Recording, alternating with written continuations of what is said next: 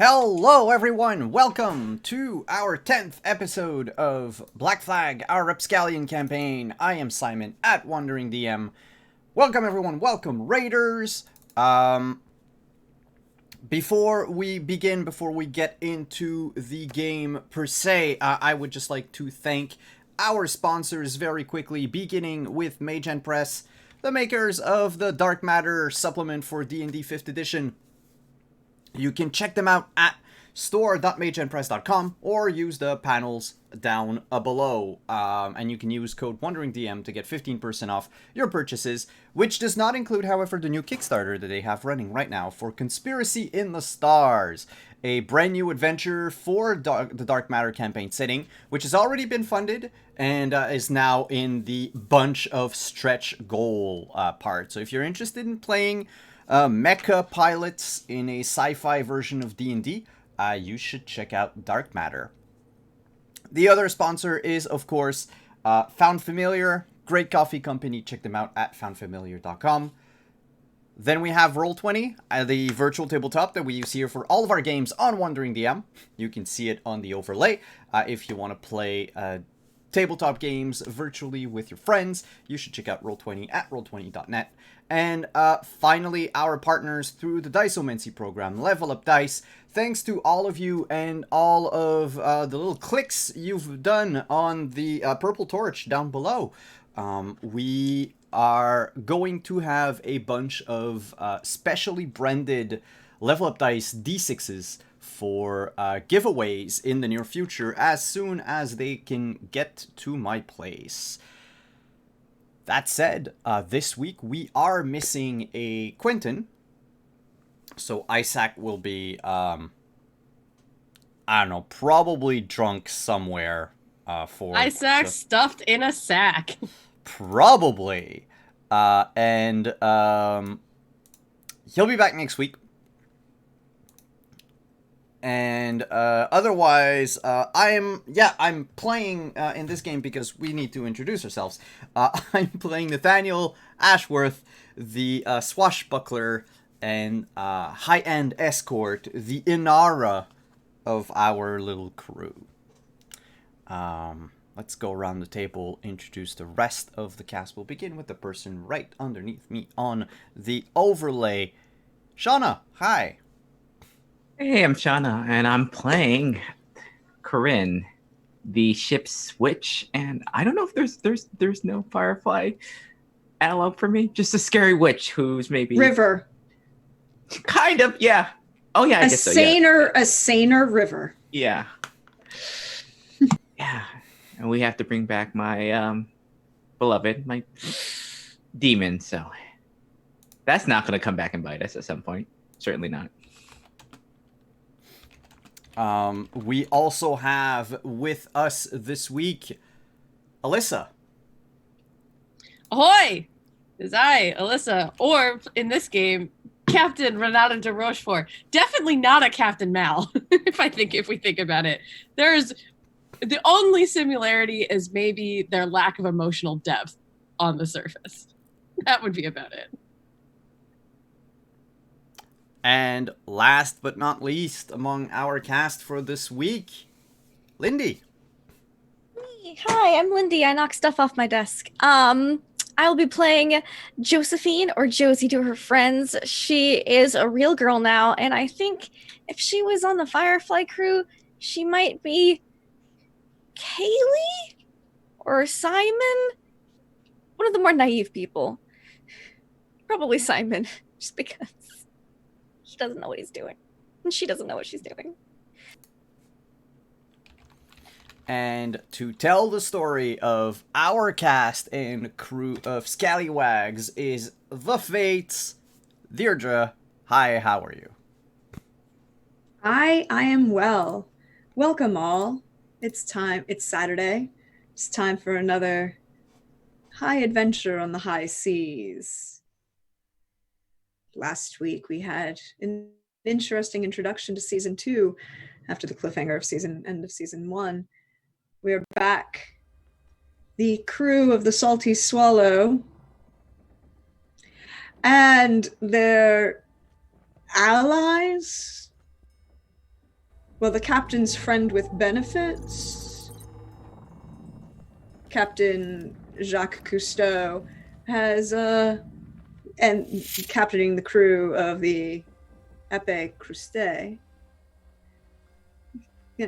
have defeated soundly 2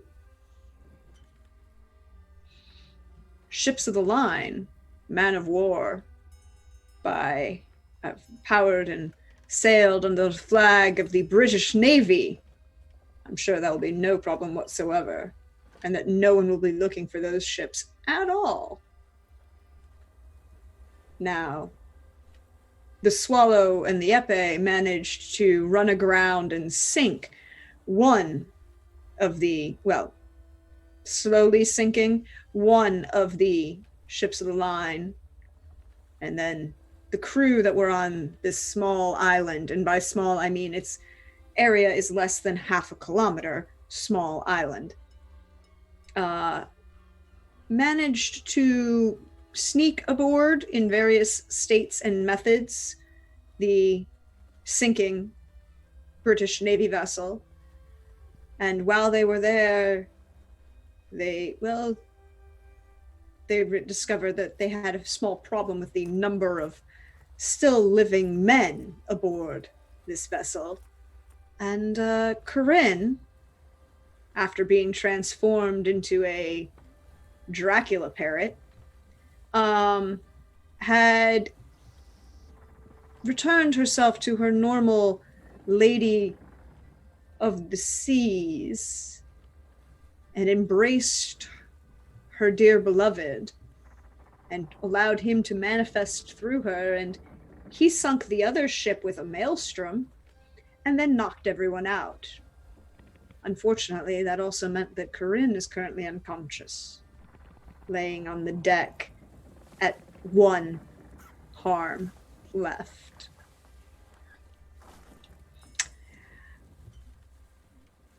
Nathaniel and Josie are on the deck, trying to sort through everything else that's going on. Josie has just, she was very forceful in her methods of encouraging the unconscious state of Lieutenant Roland Fitzgeoffrey, currently the only officer of note or rank that that people have found on this vessel. And the captain has also swung herself aboard this vessel.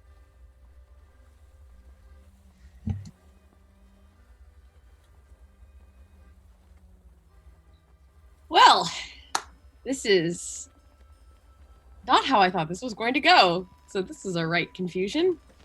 So we have an extra ship.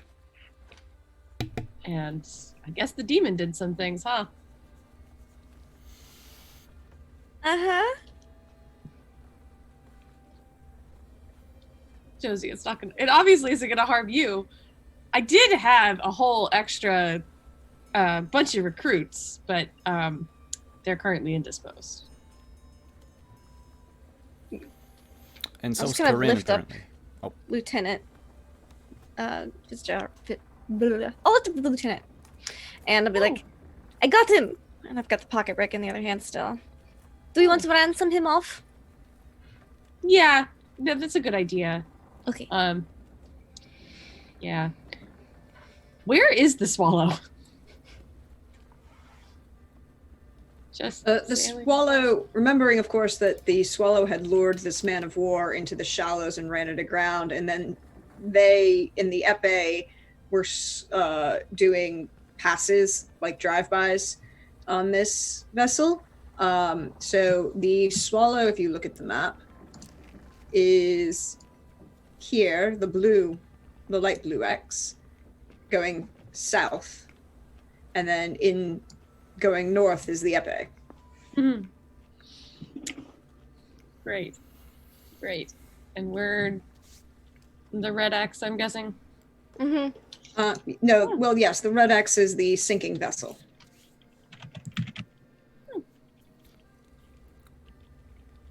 So all in all, pretty good day for us. Except that Corinne is still out of it. We should. Except that Corinne is still out of it. Put pocket brick in pocket. Pick up curtain with my other hand, my other arm. Huh. Well. I suppose we need to flag down the swallow, though, to get back to it. That You would see when you went by, Isaac saw you and kind of I waved. waved. There was waving going back, so they know that you're on the vessel. okay. Cool. Cool. But it still is a crashed vessel that we can't really. And it's sinking. Yeah. And it's sinking. And I'm pretty sure Steve is somewhere on here rating it.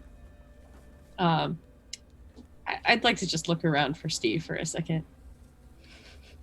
Steve is still at the bow of this vessel with his shiny new toy, which unfortunately only Corinne is aware of exactly how shiny that new toy is.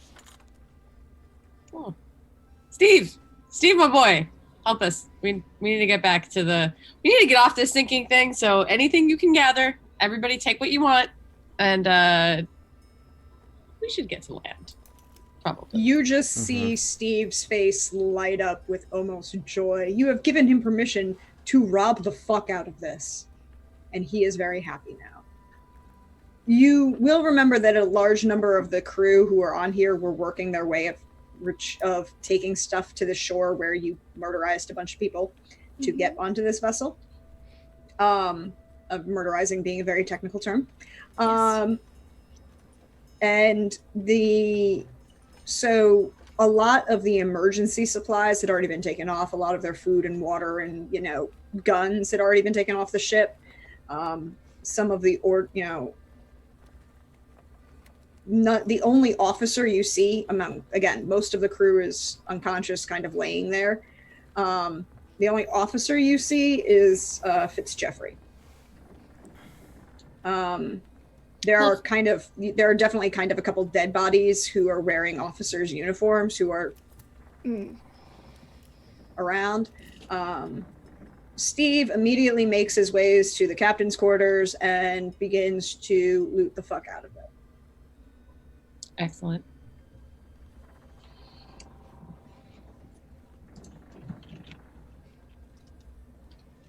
Where do you want me to put them? Back on the shore for now, if you wouldn't mind. Does that Do you need require help? swimming? Do you need help, Josie? Yes. Yeah, I can Nathaniel. definitely. Yeah, Captain, I'll lend a hand. Great. I'm gonna go help Steve rob the captain's quarters. I want a new hat.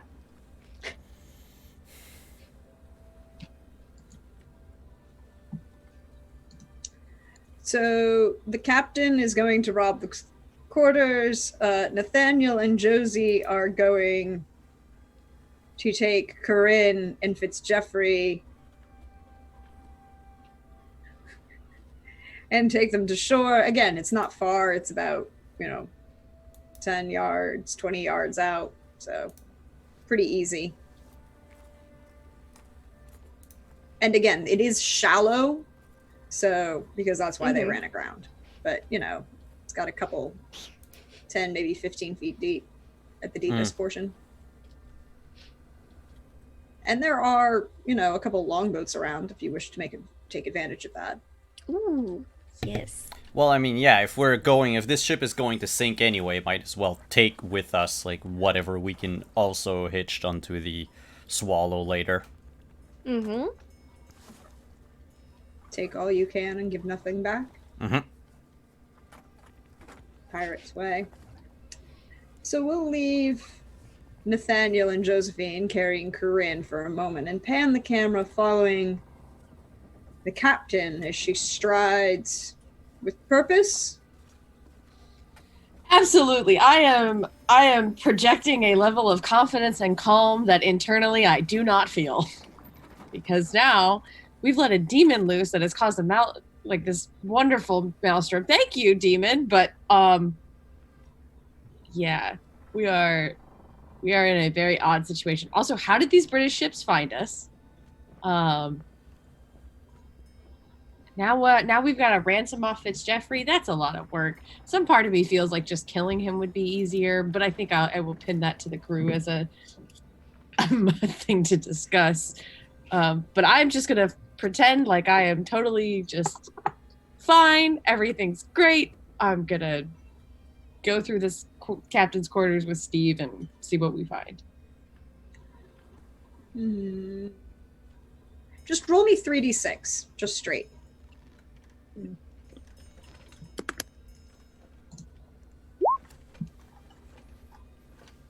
11 total.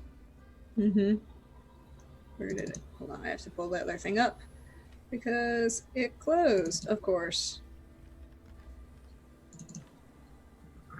Middling rolls for a middling captain. 11 isn't bad. 11 isn't bad.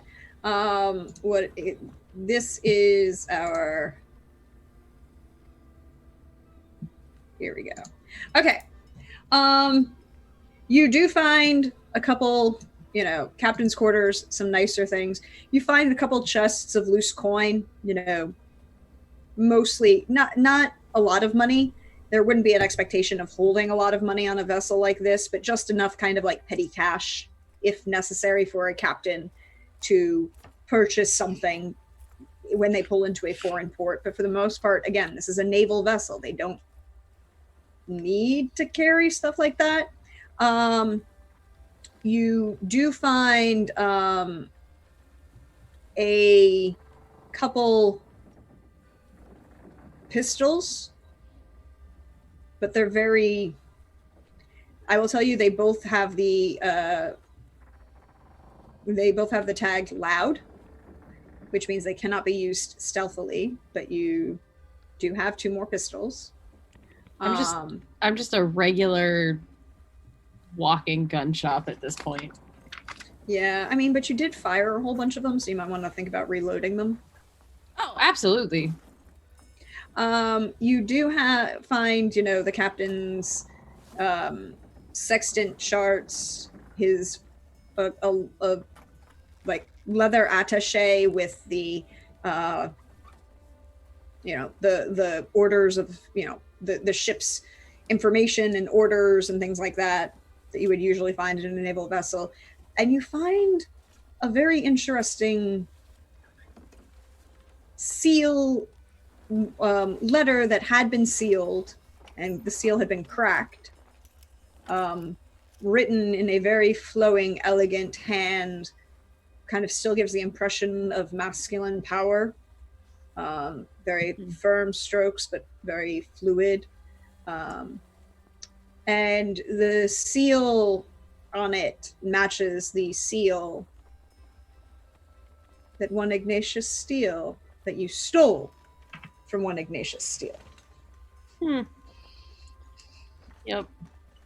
I'm just gonna pocket that letter away. It's like, well, that's a later problem. Is there a hat? There is not a hat, unfortunately. Well, they're just gonna look and see. Neither is there a sword. I'm just gonna look and see and be like, well, this was a bust, and walk out. So the captain and Steve is like, what are you talking about? And he's grabbing the petty cash. He's grabbing a bunch of things from the desk, the little desk paperweight things, a gold-plated pen nib, a couple things like that. And he's just like, pockets, all the pockets. Yeah, take whatever you want, Steve. I have the letter and the pistols. That's about all I'm gonna actually keep on myself. We're gonna pan the camera then as you walk out. It's going to follow you to kind of see the devastation on this deck, with either everyone sprawled across, and remembering that, of course, a man of war is going to have a crew of somewhere between 500 to 600 men. So between the dead bodies and the unconscious ones, they're just kind of sprawled around. There's probably quite a few more down below deck. and off, on the shore. We're going to follow the camera to the longboat so I have to ask the question, who's rowing the longboat? I can row it.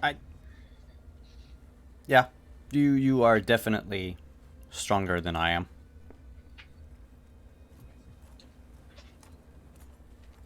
So we have Josie rowing, Nathaniel helping, maybe. Yeah, no, I'm not just gonna stay there and not do anything. Like, if I can help, I will. Yeah. It's mostly, kind of a little bit of assistance in navigating, targeting the shore, but it's not far. It's a couple. And an unconscious Corinne and an unconscious Fitzjeffrey. Corinne looks like she's sleeping. Again, there was that moment of like, she doesn't look anywhere near as ravaged as she had done when she last released the demon in this manner. She just looks rather peaceful and calm, and as if she's dreaming something very pleasant. And Fitzjeffrey has a broken, bloody nose. His eyes are starting to blacken. You can kind of see like the nose is like, nyeh, and there's kind of blood coming off his face. He doesn't look that great right now.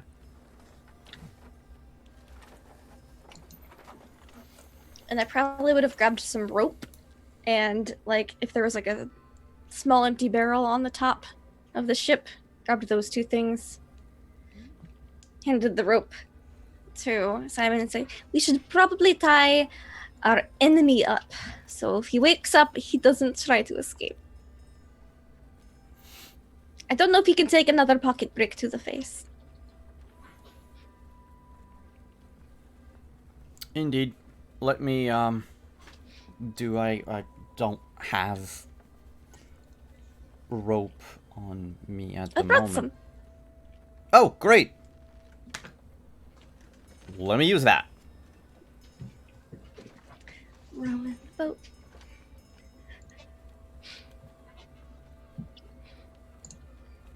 So it takes not very long. You're there at the shore, and you see again the massive amounts of people scattered over this small beachhead.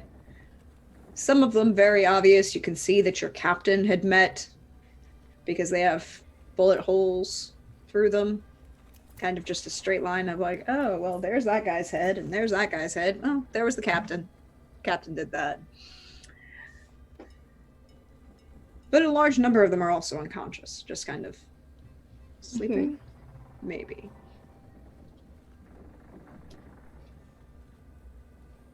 Put Corinne on the beach. Like I'll pull off a couple banana leaves, drape them over like a blanket. Because after that, we don't want Corinne to wake up mad. So, just nice and covered. Little gentle like pat.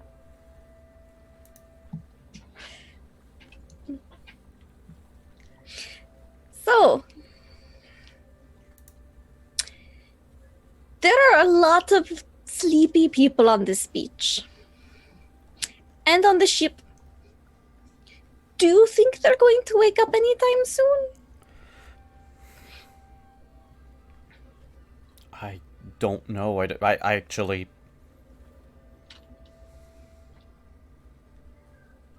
they might never wake up again. I don't know what Corinne did with that.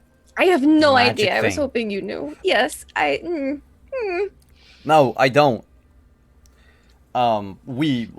Should we take all of the rope off of the sinking ship and like tie them, like just loop them around some trees, like have them all set up to a tree and then loop it around and then keep doing that till we run out of rope or trees or people to tie to them?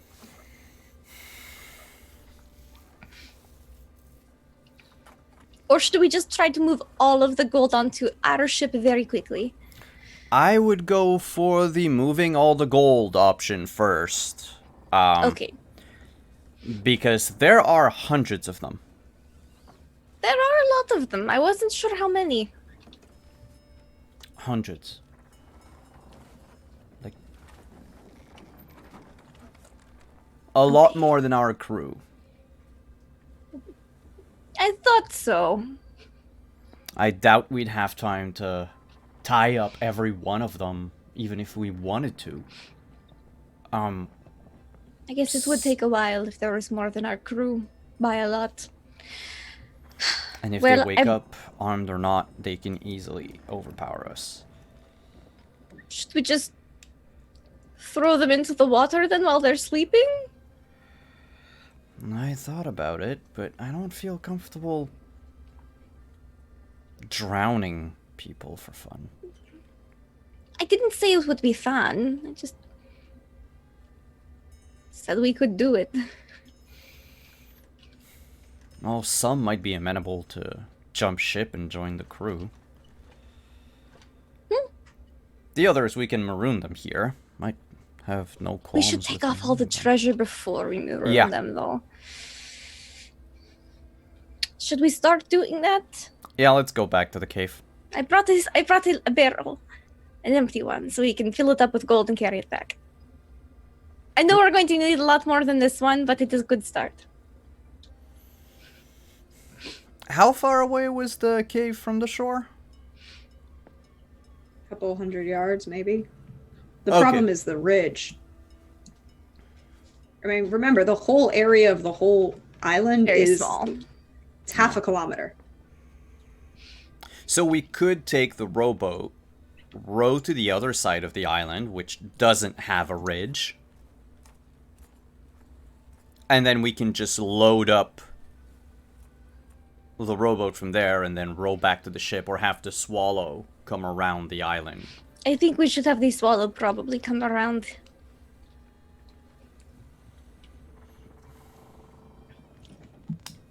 Alright then, let's go. Okay. We'll Should we put- tell the captain what we're doing? Nah, the captain's busy. All right. We should bring Corinne with us. I don't want her to wake up with... And then I just motion to the rest of the other crews. I will swaddle in banana leaves, Corinne, and then stick her gently in the barrel for easy carrying, and then carry the barrel.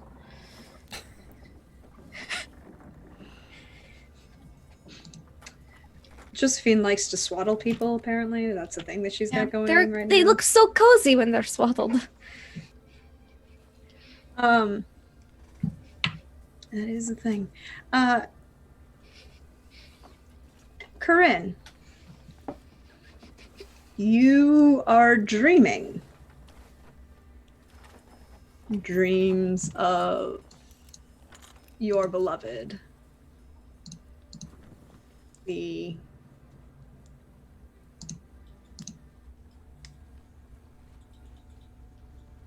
power that he gave you to, well, the power that you let him take to manifest in this world has pulled you into a dark sleep. You know you're dreaming.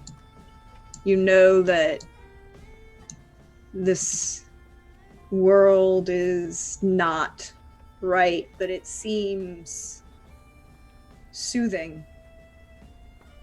Yet there's this menace that's just out of reach, just on the tip of your tongue. You see beautiful beach head, you know, some palm trees, a blanket laid out under them, the dark night with the stars illuminating, the full moon casting its light upon this secluded cove. And there's a figure you can just see standing under that small strand of trees where this blanket is laid out. You see your beloved, and for the first time you see him almost fully. You can make out his features. His tall, very tall, imposing, masculine-looking figure, dressed as if he were to go to a ball at the height of the season in London, yet with his jacket undone and the collar of his shirt open, missing a cravat even. Just the slight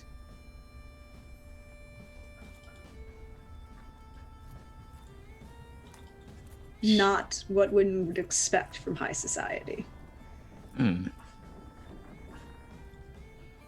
Also, the horns are very obvious at the moment. She will just kind of squint, kind of just in disbelief that he is here. And then she'll have a smile.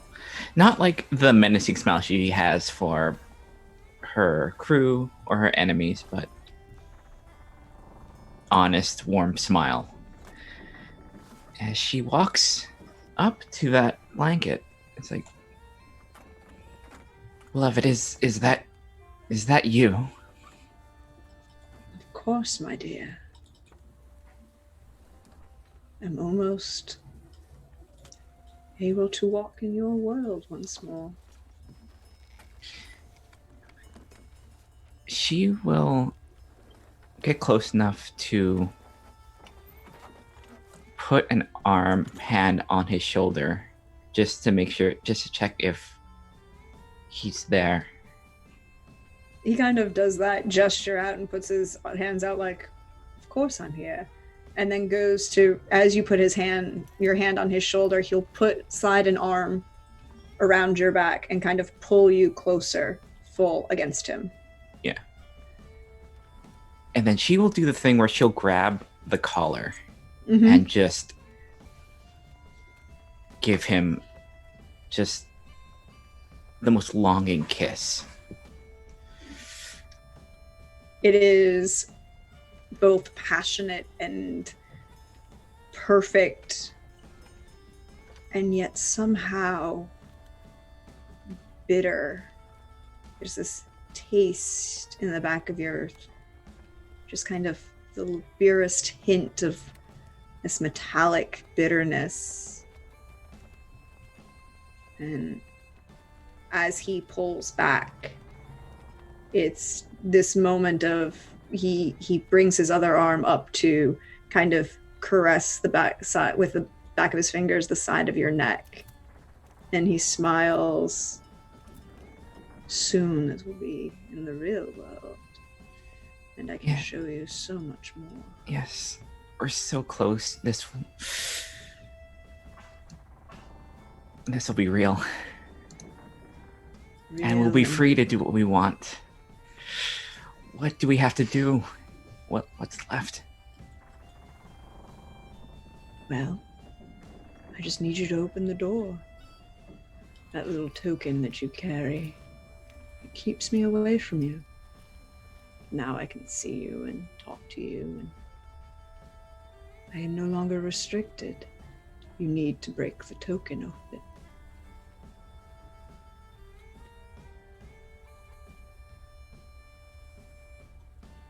Do I need to do anything? Does it require anything more than just breaking it? Well, it held you, so I imagine it would not be a simple task. What will required of me? Not a simple task per se, but not difficult either. High tide, a full moon, an open beach like this. A few appropriate offerings. And he just kind of smirks, and you see that barest hint of a canine fang above an innocent, a treacherous, and a hidden.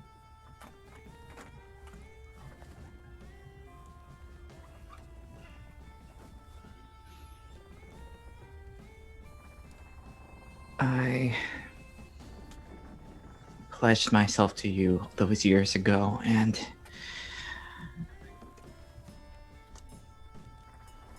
nothing will stop me.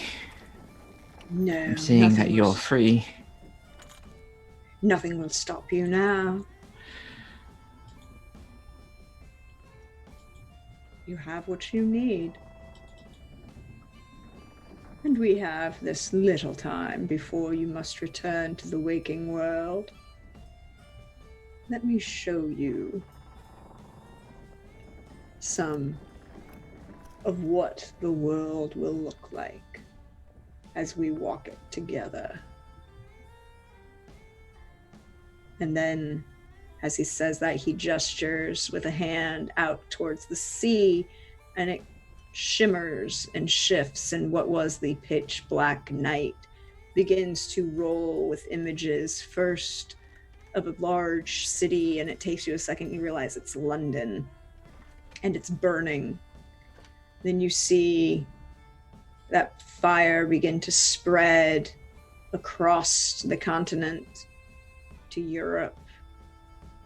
Then east further, you see people, well, dead and dying.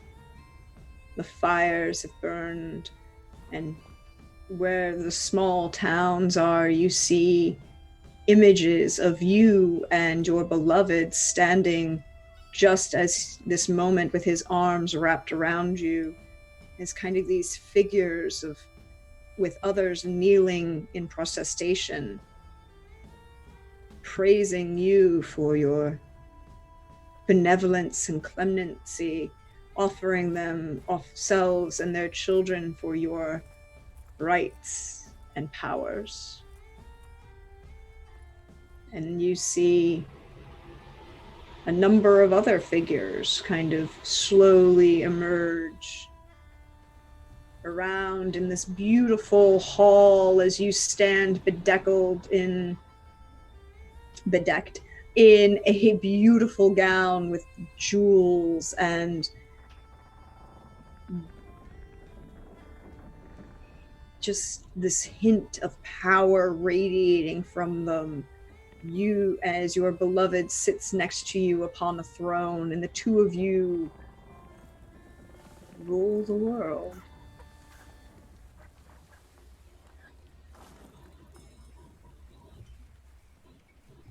And then the dream begins to fade.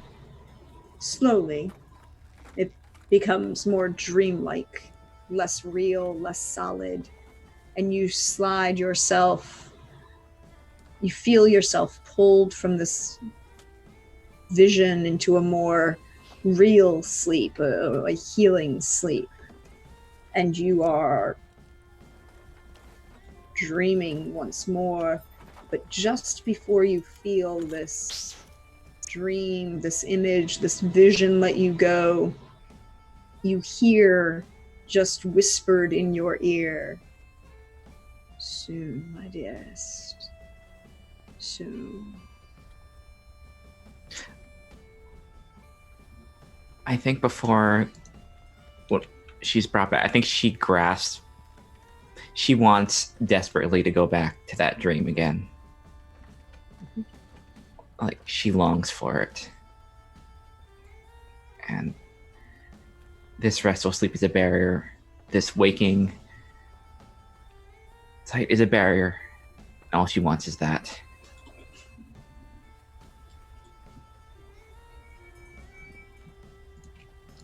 And you feel this hand come up and cradle the side of your face and just kind of like petting your hair softly. And that's the last thing you have before you drift off into just darkness. Mm-hmm. But Corinne is asleep, and Nathaniel and Josie are awake on the beachhead, surrounded by wonderful, unconscious British Navy men. Because, of course, you know, who doesn't want a whole bunch of British Navy sailors around just laying out there for you?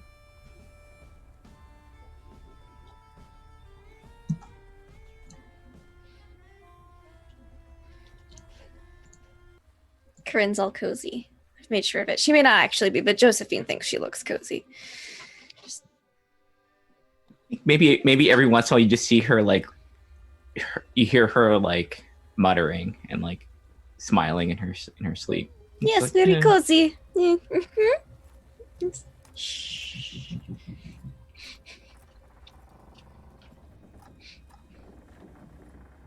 I turn the barrel that has swaddled Corinne in it to face Nathaniel. She's ready for transport. Let's go then. Okay.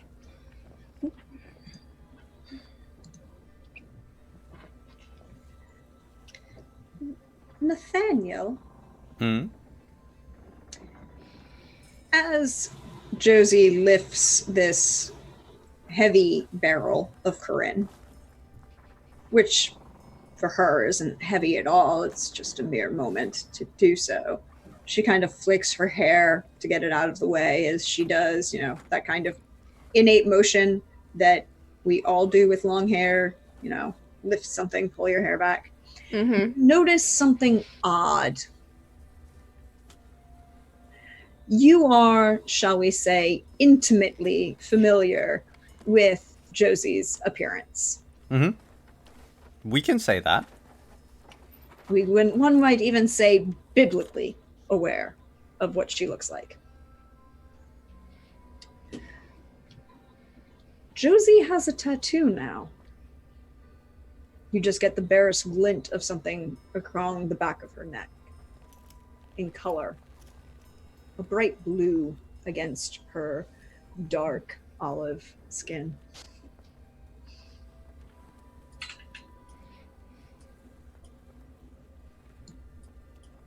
Josie, Hmm? you got something on On my Neck. face. Where? neck, Oh, and I point neck. to where the tattoo is.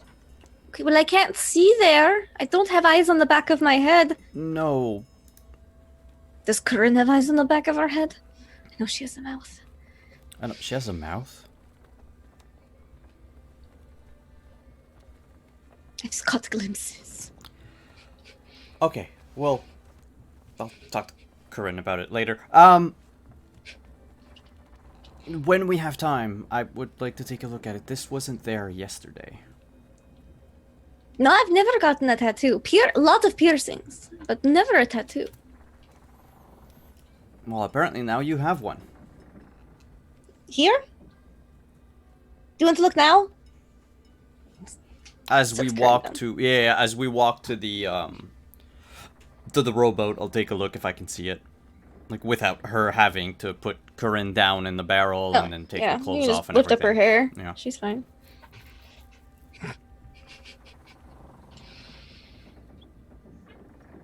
Yeah, you can see it. And I have to find the image because I was oh so prepared, and then apparently I can't find the image anymore. It happens. Did it go? Did it?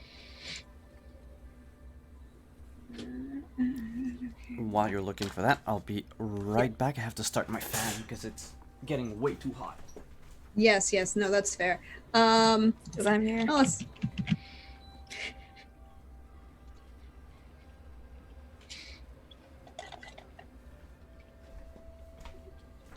Okay. I got this. I got this. I can find it.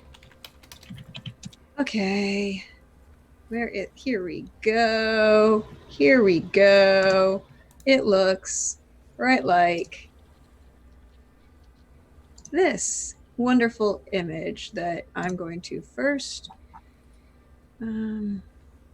Do a thing, and just do this, and do that, and just make it New Jersey. It looks like a kind of triangle that's open. There's a space at the bottom, and then underneath it there's a curved bow image, and in the middle there's an eye in bright blue, kind of taking up 3-4 inches around her neck.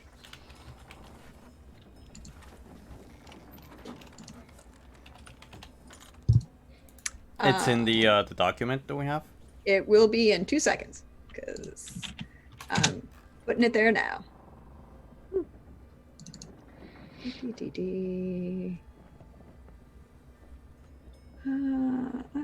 I'm just gonna make a new one. Here you go. There you go. That's what it looks like in bright blue on her neck.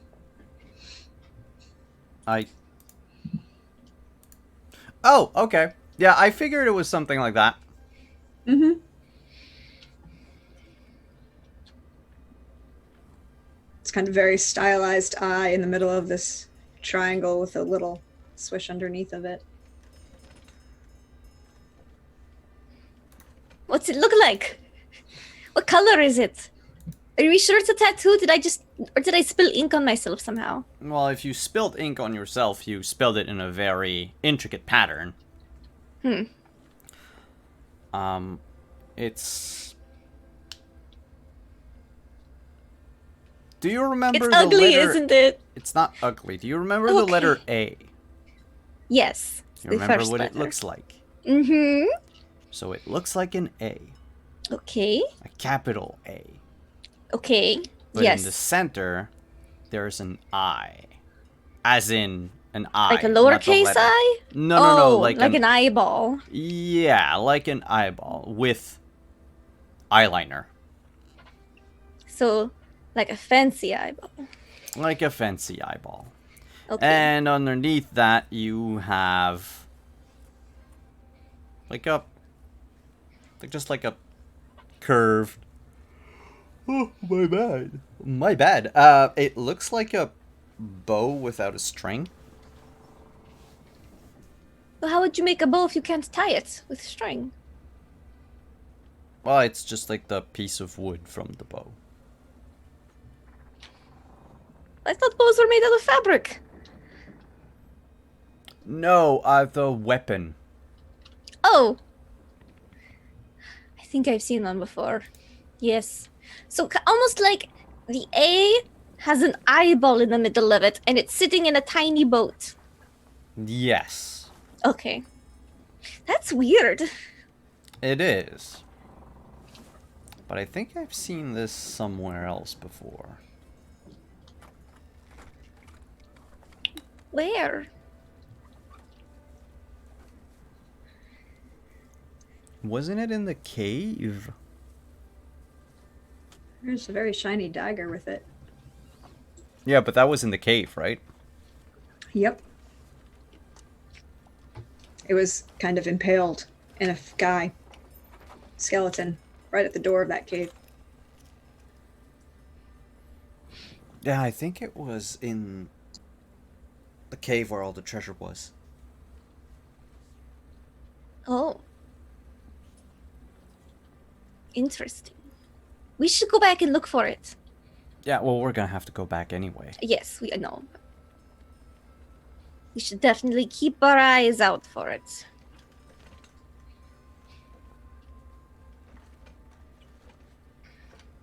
I think we'll be there soon. I think if we just say out loud that we're there, we're gonna be there. Hey, look, the cave is right wow, here. We're here!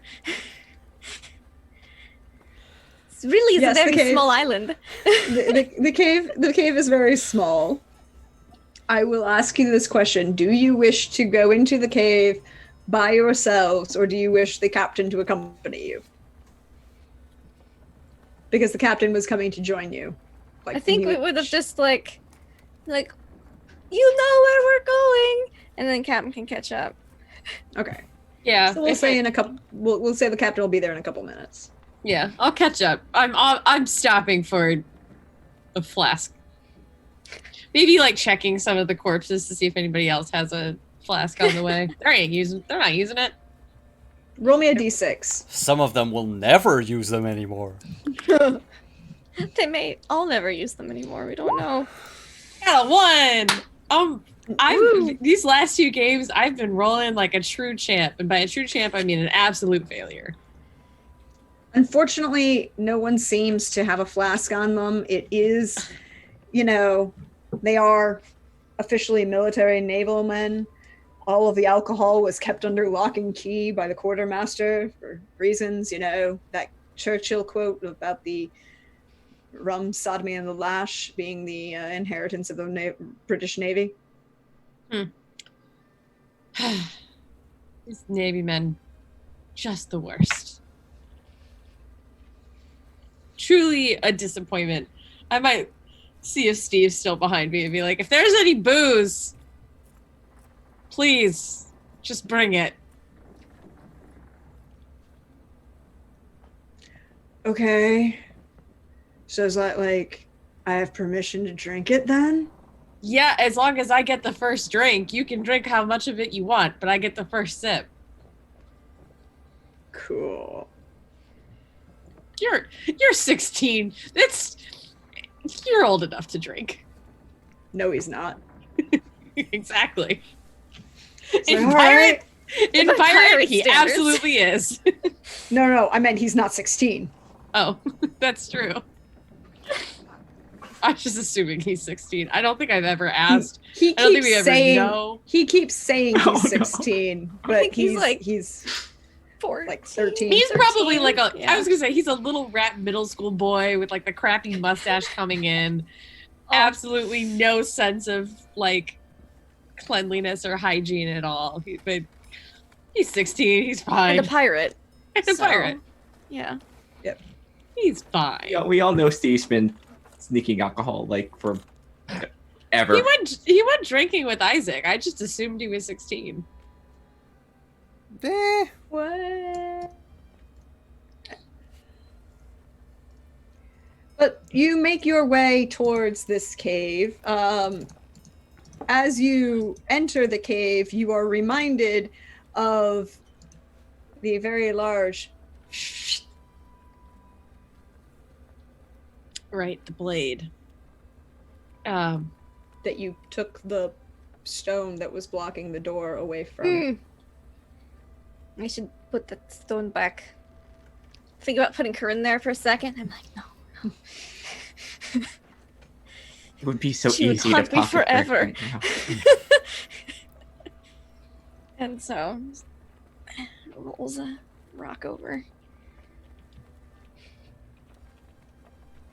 We should really figure out how to turn this off.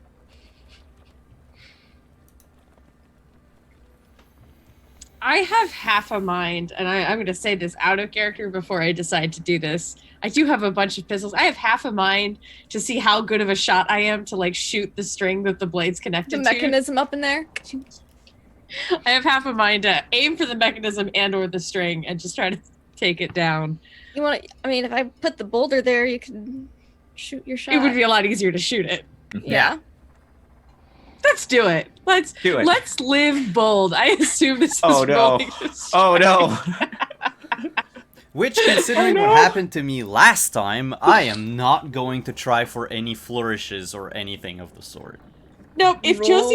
Josie puts the boulder down, so that way, like, if the blade is steady and I can roll to shoot the. I will not give you any penalties. Well, that's Oh nice. no! Down for that It's just a ricochet. shot. You just have to make a shot. Hey, anyone in the chat want to basically get advantage right now? I should remind people that for that Corinne and Isaac both still have their advantages. You can help donate, and you can even help your dear fates make things even better for people. Yeah, donations are good. Also, donations can help your captain do stupid shit like this. You're supporting two good causes.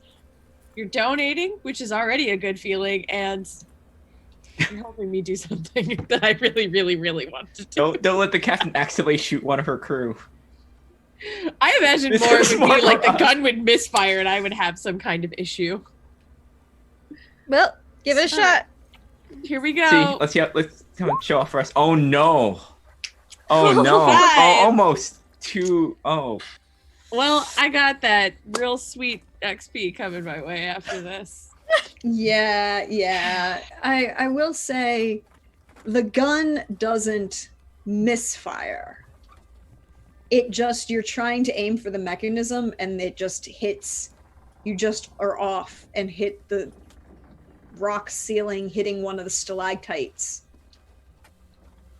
These blasted British pistols are useless. I'm going to throw whatever one that was.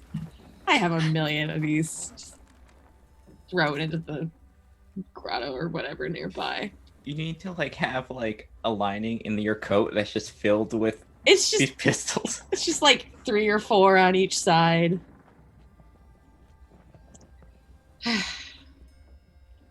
I kind of want to try again. I have one more. I have one more that has a shot in it before I have to reload the other ones that I'm carrying. Everybody looks uncomfortably with the ricochet happens.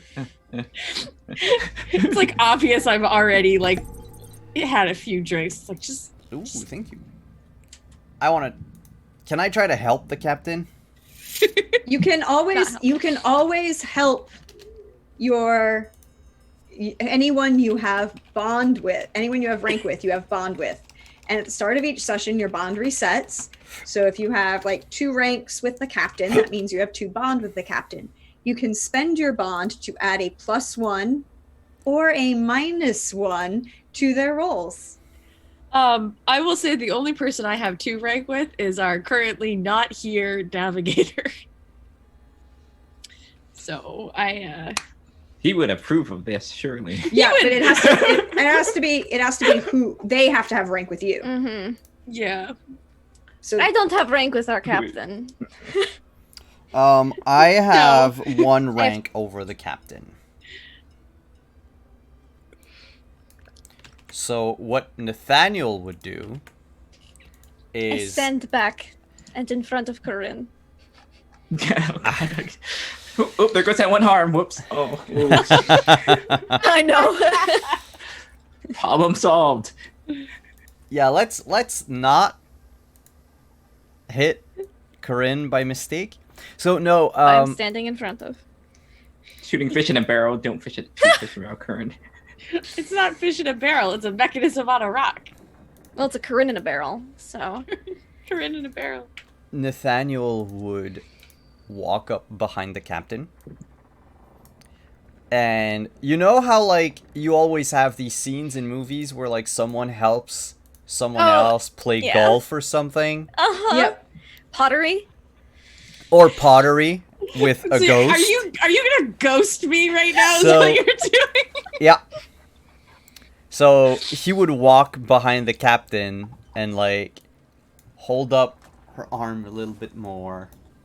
You know how to Squint at the captain. Oh, uh-oh. Oh, no. I just reek of Adjust. rum, and it's oh, like no. I know how to shoot. Rick is Well. feeling pretty light. Mm-hmm. You know how to shoot, definitely, but you aim like shit, Captain. I aim great. Sometimes. She like turns around and realizes how close Nathaniel is. She's like, I shot a few people in the face today. I shouldn't have had this rum before I did this, is what it is. As I am fairly certain you shouldn't have, but I'm in charge. Large and in... Steve, take the rum away. The rum is gone from your hand and disappears. Great. Okay. so despite the captain protesting, I'm still going to give Alyssa a +1. Yes.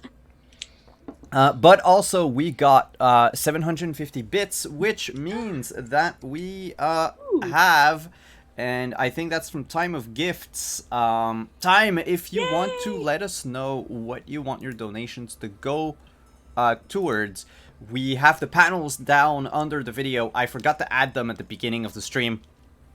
That's why they weren't there.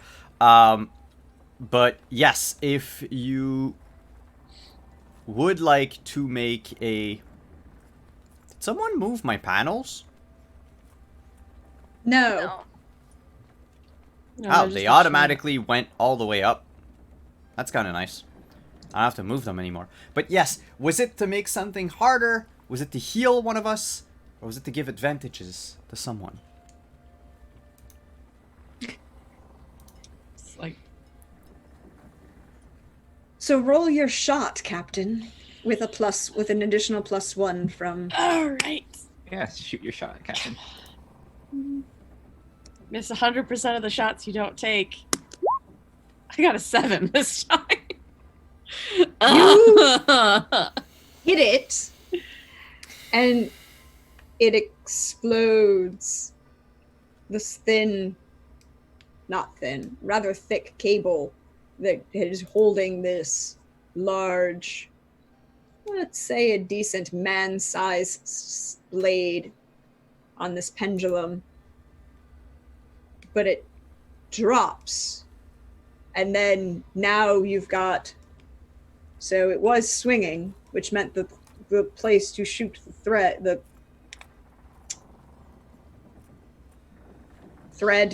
pendulum, the support was dead center in the middle of this cavern. And with the blade pushed against and held up by a rock while Josie is just kind of holding it there, you shoot this, and then the whole rest of the blade falls, and now you have to make your way around this new obstacle, which is at least not a spinning blade, a swinging blade in front of you. How It's big just a is very You said it's a big- man-sized blade? Yeah. Is there a place So- where it's not sharp? Like Well- at the base where the rope was connected?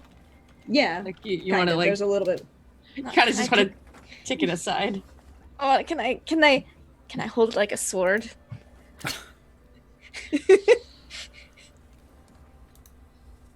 So now we have this image of I need this art, by the way. Just Josie Ooh. standing in front of Corinne in a barrel, picking up this giant scythe blade, this kind of like half Mhm. size blade, and is like holding it and kind of posing with it, and is like, Captain, can I keep this? Absolutely. Just Give it step a bit away, give it a few test swings. I also now have 2 advantages for when I do this kind of thing again. I will say I'm just gonna eventually I'm just gonna turn to Nathaniel and be like, I think you're right. I think the aim needs some work. Just Yeah. pat the pistol against my nose. These British pistols are not very good though. Gotta get some better pistols. Yes, Captain. It's the pistols. Yes. It is the pistols. I will say that it is your choice as players whether you agree with your captain's arduous statement about it being pistols that failed. I don't use pistols, so I assume it has to be the pistol flaw. It's just they don't put the sights on it right, and so if you try to rely on the sights, it just it drifts. And why am I having this argument? Let's get in this cave.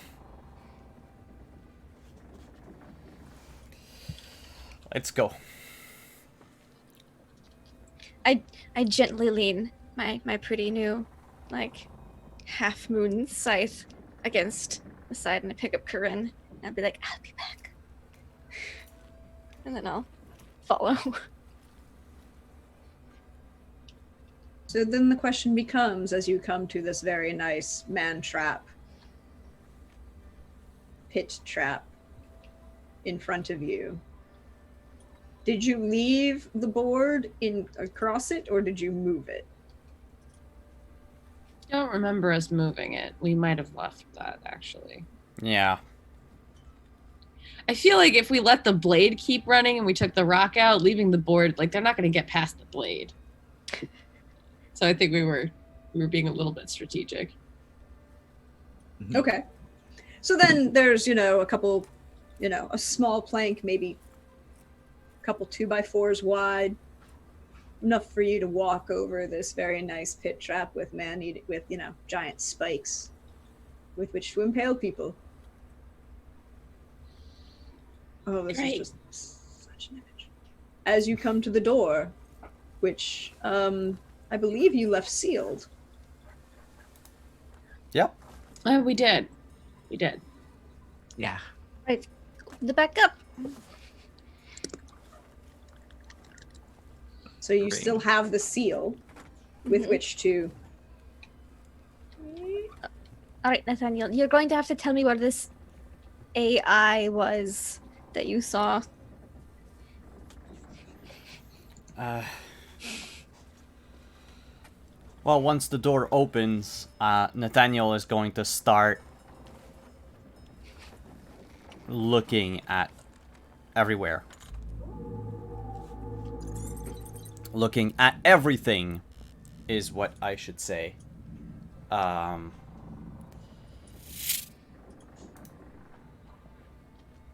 don't you roll me size up? No problem. And We we'll use also this got another again. donation from Svenulf. Ah. Advantage. They say stormy seas, of course. So that's to the fates. Advantage to the fates. If not the fates, then Corinne, who may need it. Since the fates don't roll anything in a PBTA game, Corinne is going to end up with your advantage. That is totally fair. I get to make the seas a little stormy. And, Aren't they already? Size I know. up is with No, it's- vinegar, right? Yes. Yeah, 5. You're looking around. You were in here before, so you do recall 2 places where you saw that I with an A or A with an I Mm-hmm. Mm-hmm. that match Josie's tattoo. One of them was on the dagger that was impaled through the chest of the mummified corpse at the door, who a very interesting voice in your head has told you is the remains of your father. Yeah, which now that we have some time, Nathaniel might spend some time looking at it. And dealing with. Yeah. The other place is you noticed there was you did see that same image on something else in this room. You know it's here. You know that you saw it, and you're just trying to remember where you were when you saw it.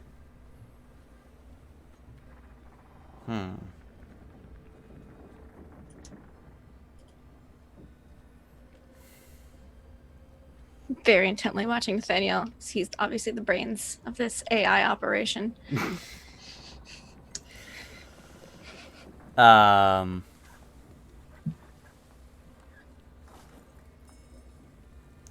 I think Nathaniel would methodically go from like one end of the room to the other, looking at everything, probably finishing with the skeleton.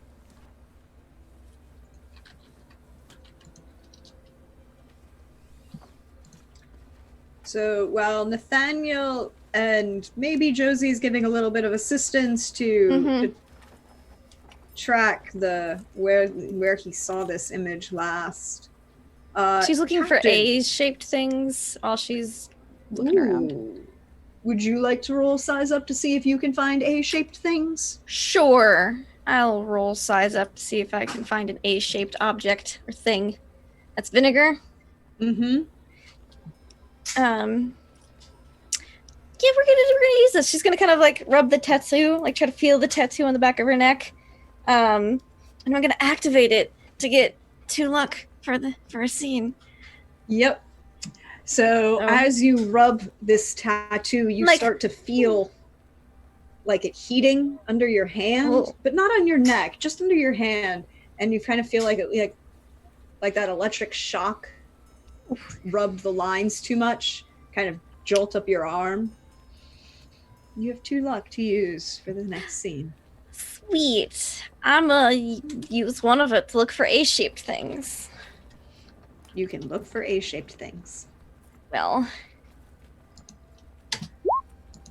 I find all the A-shaped things.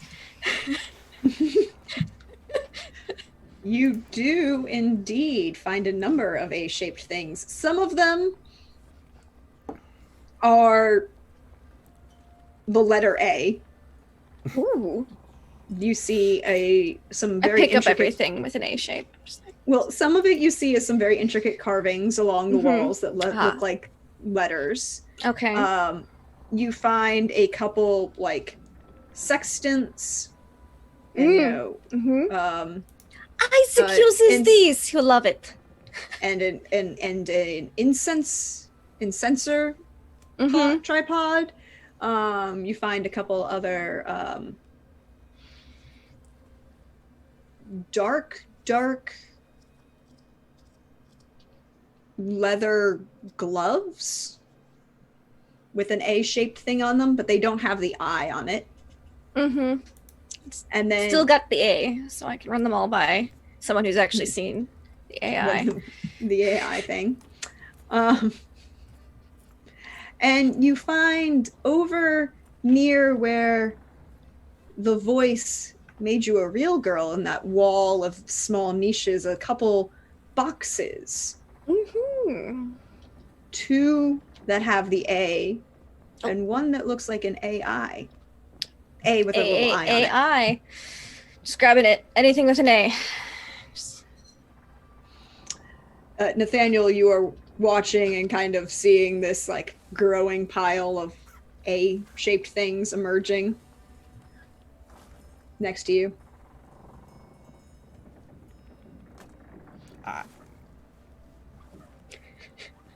That's a lot.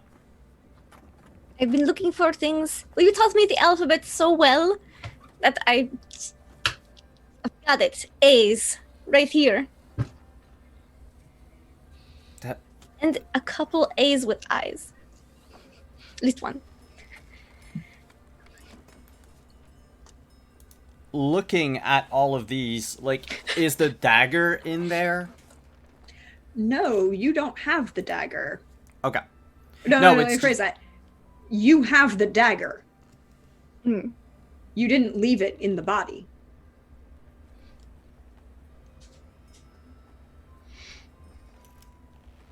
No, wait. But the dagger has the eye on it. The A. It has the A with the eye on it, yes. Oh yeah, but I guess Nathaniel would not remember that it was the dagger that had the symbol. I mean, No, that you did remember. There was That's the nothing one you else. did remember. You couldn't remember the other one. But because I found you it. physically have that on you. which I couldn't do.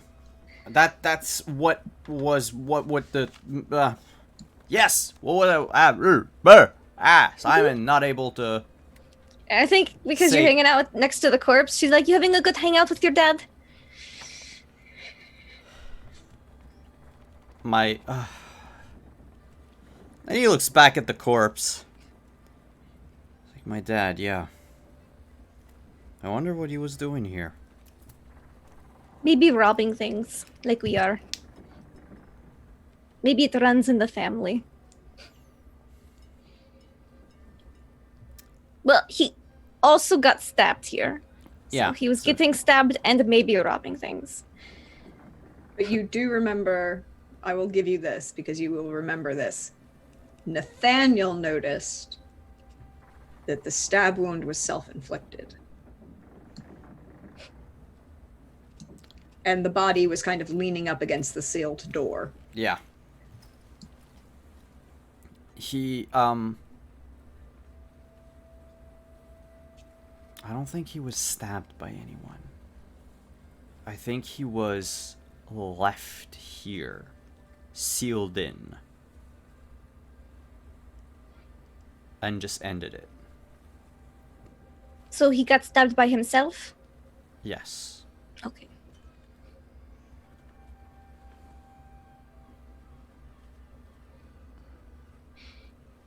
I don't know who would leave someone to...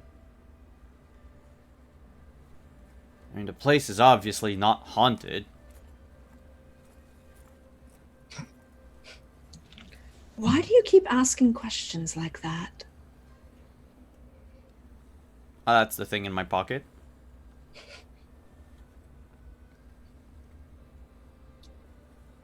As you feel the bottle start to heat in your pocket.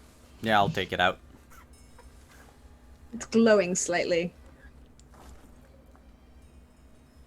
Who are you, bottle person?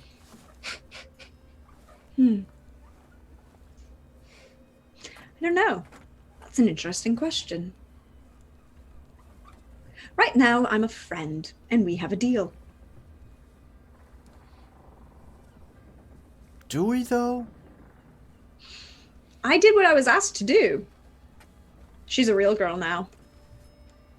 Putting on the A gloves. They're very nice, although the middle finger seems to be cut out for some reason. So you could flip people off better. I'll call these bird gloves.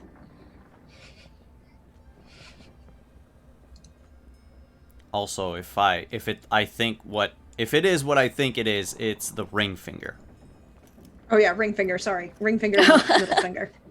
Oh. Misspoke. They're proposal gloves. One can dream of a glove with the middle finger cut off. I know, yeah. Just as you go everywhere.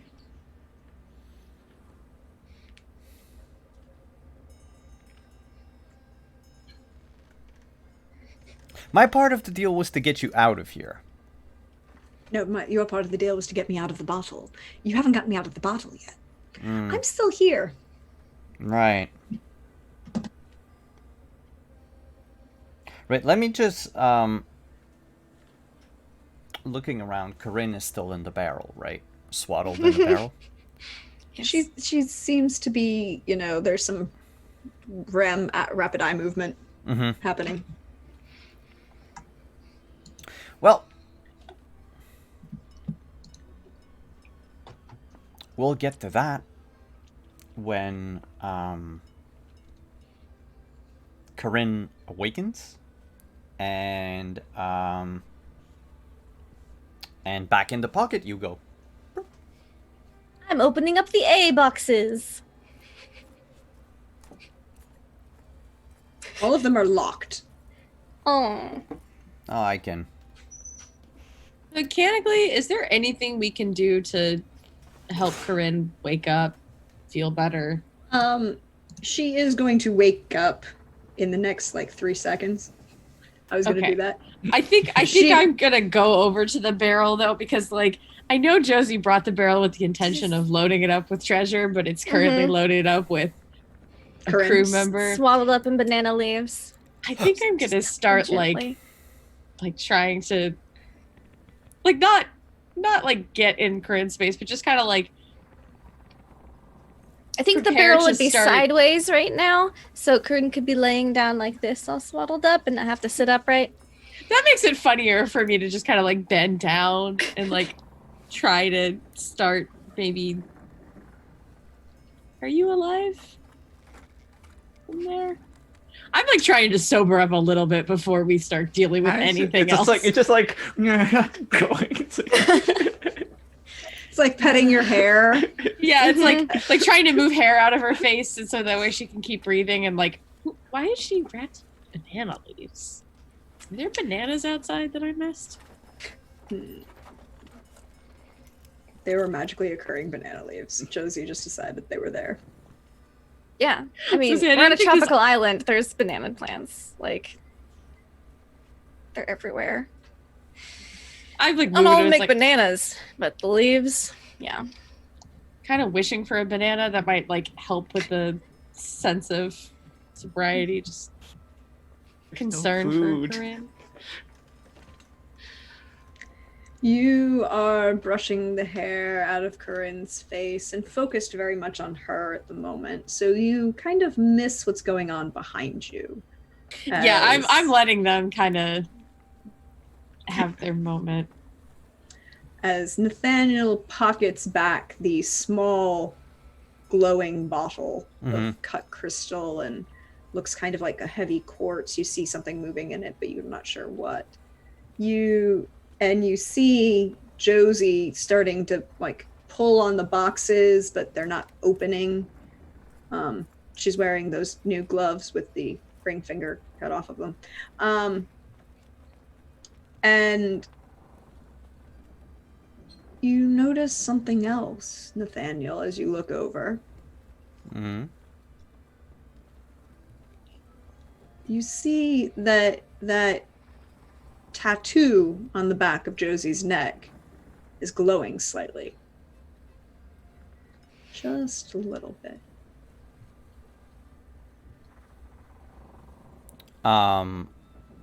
But I did see her like rub the tattoo or something.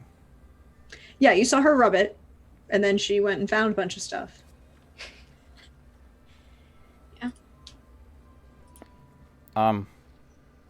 I'll take note of it, but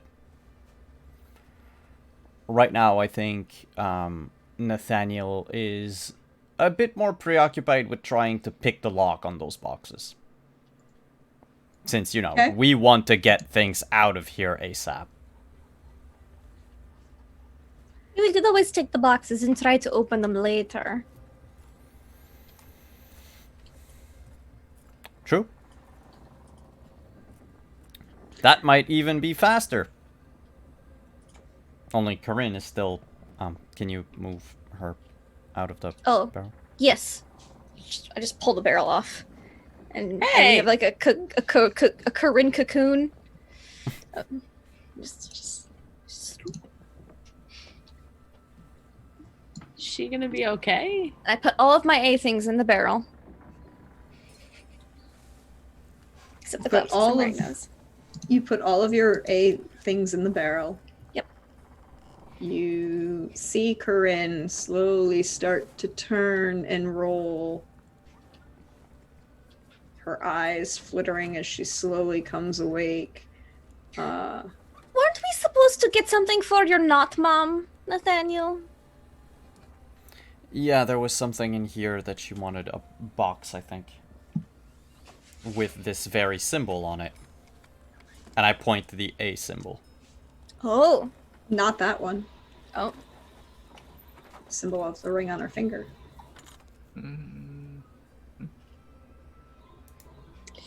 No, I thought it was the,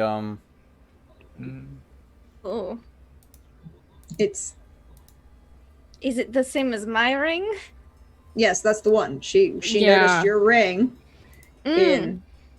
she commented on the ring that Josie is wearing. Ah, Oh, well, so it's that's- the cross that's on... Yes. yeah, okay. let's go to the box section. Boxes. There's the one that Nathaniel already found, Josie already found, with the lock of hair braided with red ribbon, small portrait, a woman, and the very small scroll. Mm-hmm. And there's one other box. I'll take the other roll. That's got that symbol of a cross. It's heavy, dark wood, banded in silver and iron, alternating bands, with that cross kind of indented in the middle, where a lock should be. In the barrel. Yes, it's a very small box. Maybe a 3x5.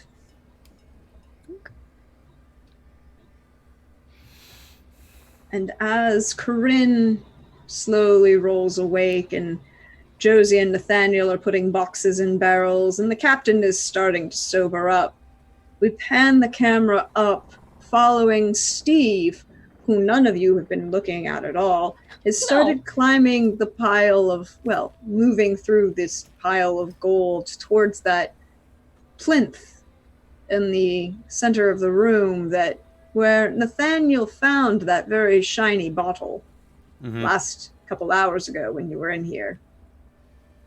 And he's looking around, and you see him slowly, the camera sees him pick up a small blade and just starts playing with it through his fingers. And that's where we're going to take the break for the afternoon.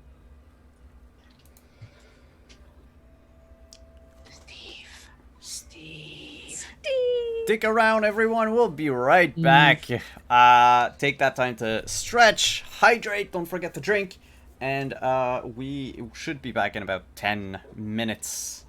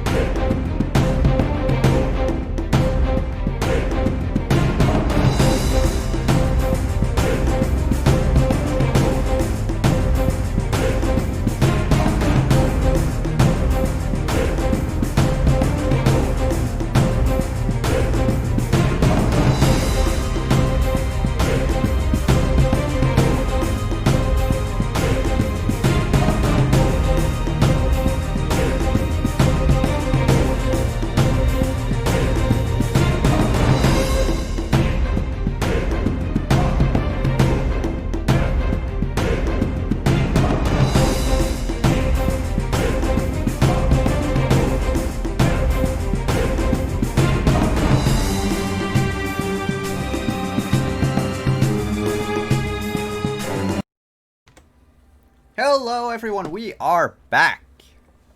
So where were we? Well, Steve was picking up a very shiny blade in his hand, and Nathaniel was watching Josephine, and then also looking at the dead remains of what the voice is telling you is your father? And Corinne is waking up. And Corinne is at 2 harm. Mm-hmm. And slowly opening your eyes to the room that you are in. I think just to be creepy, I think if Captain's right there, she'll just like her eyes are just gonna like flash open. Just Yeah. I don't even think the captain jumps at this point. She's used to creepy. She's just like, okay, you're awake. Cool. Good talk. she also looks like slightly like angry. Where are we? We're back in the treasure room to get some treasure. I thought we'd be off by now. No. There's been some complications along the way, you know. Like the whole of those other 2 crews are just dead, unconscious, soon to not be a problem. And the Swallow is quite a ways away, so we can't really grab it and load up quickly with lots of people and everything. We got this barrel, and we're going to load some stuff, and then once we're done getting this room empty, we'll get out of here. She'll get up and just kind of straighten herself up a little bit and just be well, the sooner we get to Port Royal, the better. Let's see what we have here. And she hasn't like let go of like the ring. The ring is like in like a death grip in her hand. Captain's just gonna start throwing gold and things into the barrel. Nathaniel is going to tackle Steve away from the plinth. Oh, okay. My son. Why are you attacking? It's Just sit on the plinth. It is. You're going to sit on the plinth? Yes. Maybe. I don't know now after that face. I mean, The You goal don't of my know. maneuver was to get people away from it because it looks Yes. dangerous. That's why I said I wanted to sit on it. I mean, this is one of Dee's games. Everything we do is just a way for her to be like, well, This is here's full of 9 danger. consequences. This is full danger. Everything is full of danger. I'm going to go look at the plinth very closely and think I about think- sitting on it. I think I'm going to go over to the whole Nathaniel attacking Steve thing and be like, what? What is this about? What is this? I don't know. He's just being mean. Get off me! And he's kind of You- trying to hit you, but he's not able to do that. What were you going to do, Steve? Captain said I could take things. I was taking things. Get off me! I did say you could take things on the ship. You didn't specify. I was drunk at the time. You didn't specify. Okay, well, obviously Nathaniel thinks you were about to do something bad, and it's just. What? I mean, it's not What like were I you didn't take. taking? What were you taking? There were some real nice things and things and. Yeah, Get off thanks. me! Nathaniel, is he going to be a problem? What did you pick up? And I look at the blade that he picked up. It's a very long, small, thin blade.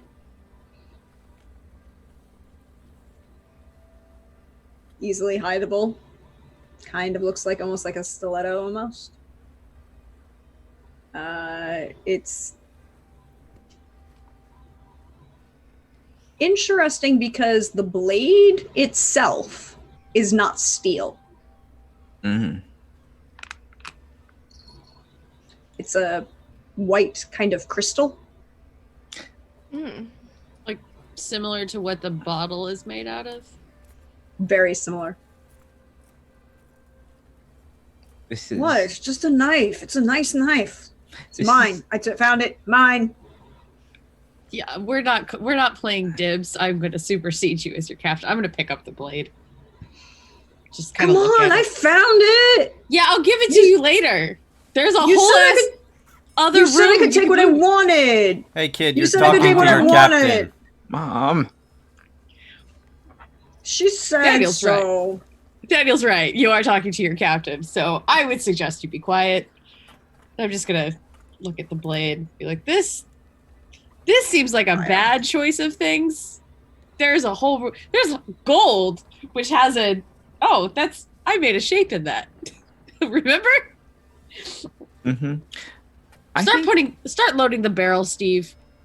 I think in typical creepy Corinne fashion, she's gonna like sneak up on Steve. It's like, yes, certainly one's enough. A bird saw something curious on the ship. What do you mean? That sword. What sword? She Are will. you letting him up or are you holding him down on the ground still? I think I'm just gonna let Nathaniel hold him down if he's willing. I'm gonna hold on to this blade. I feel like I'm not mad, I'm just disappointed. Like that's the vibe I'm trying to give off.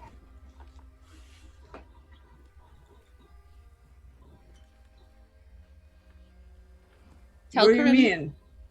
Tell- I found the blade. It's mine. I found it. You said I could have what I find. You're a Okay, liar. well,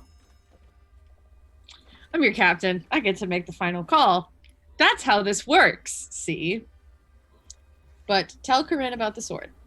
Yes. She'll get like she'll do the thing where like she knows that he is kind of afraid. She'll get close to his face and just like look like in his just dead set in his eyes. Yes. And he's doing that thing where he's like trying to pull away from you, but Nathaniel's got him pinned to the ground, so he's gonna like. I'm in a bad mood. And I just want answers. You can have it. It just The sword. She piqued my means the sword. curiosity. This I'm not so sure about, but the sword. Yes, I have no. There's something curious about it. And I would like for you to show me. What? It's not like I can get anything. It's like, Nathaniel, get off me. Can't move. You want to see this stupid sword? I'll show you the sword. It's mine, though. You can't have it. I can take what I want, Steve. Mine. I don't want it. I just want the. There is something special about it, and I want to know what it is. What you picked up on that ship. didn't I take saw anything from you. the ship. I saw you, Steve, on the thing. I was a bird. And that whole thing with the ship, I did that to them. And I asked you one more time. The only things I took off the ship, the captain said I could have, and those are the captain's quarters. So that was like nothing on the ship. Like I may have found something elsewhere, and you said a sword. I found that here. Steve, It's my sword. Let I- Corinne look at the sword, Steve. I didn't Nathaniel, ask. let him up. Let him stand up. I pick him up, put him back on his feet. Rum He does that apparently thing where he like makes kind you- of shoves it. He does that thing where he kind of shoves at you. Nathaniel is like, get off. Rum has made you just Rum is- insufferable. You are Isaac levels of insufferable right now. I Oh, didn't drink anything. You're doing all the drinking. I didn't drink anything. What the heck? Do you really want to take that Fine. tone with? Do you really Oh, want to no. take that tone with your captain? Really? So, I think this kid doesn't realize that, while in 2020 you can have that, like, attitude with your, like, parents and or superior, but right now, in 1688, Not That really, shit not gonna fly. We can Mm-mm. keel haul him for it. I mean, I could. And I think he doesn't realize that yet. I love I'm how you going go to- immediately to keel hauling and skipping Yes. things like flogging. Yeah. Well, he thinks like. He's if absolutely getting flogged. If Flogging, Steve- flogging is part of the like the 12-step process to get to keel hauling. I mean, if Steve wants awful nightmares for the next couple of days, he's free to. He Give just kind of sighs and shows you off the sword that he found. That matches that dagger that you just grabbed. Oh from him. no. Ah, huh. Twins. it was on the ship. Why No, was I it on found it in here, and I you took found it it on in the here. ship. Ah, Hmm. Captain said I could have something. I took it. I did. But you're also being quite. Well, I think Nathaniel can handle your punishment. Nathaniel, I leave that one to you. Because I have half a mind to be quite generous and just say a flogging. But I also have half a mind to say Corinne needs a new plaything.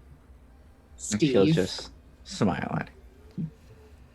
Why am I getting in trouble? Because you're Not like- not listening to your captain. I said you can have whatever you want, but you don't get to talk to me like that. That's not how this Fine, works. So you don't want the other one? So you don't want the other one? the other one.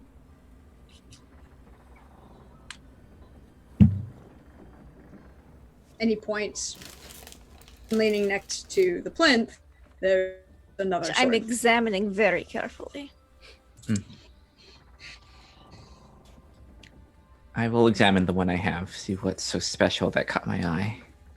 Josie grabbed the sword. All right. Josie, as you grab the sword, the tattoo on your back of your neck starts to burn. Mm-mm.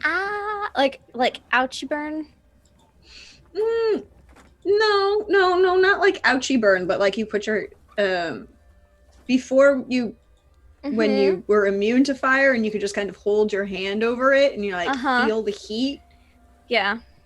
You kind of feel the heat, but it's not like Okay. you know it's doing something, but you don't. Ooh. Nathaniel, are tattoos supposed to feel burny? When did Josie have No, time they're to get... not. Oh, what?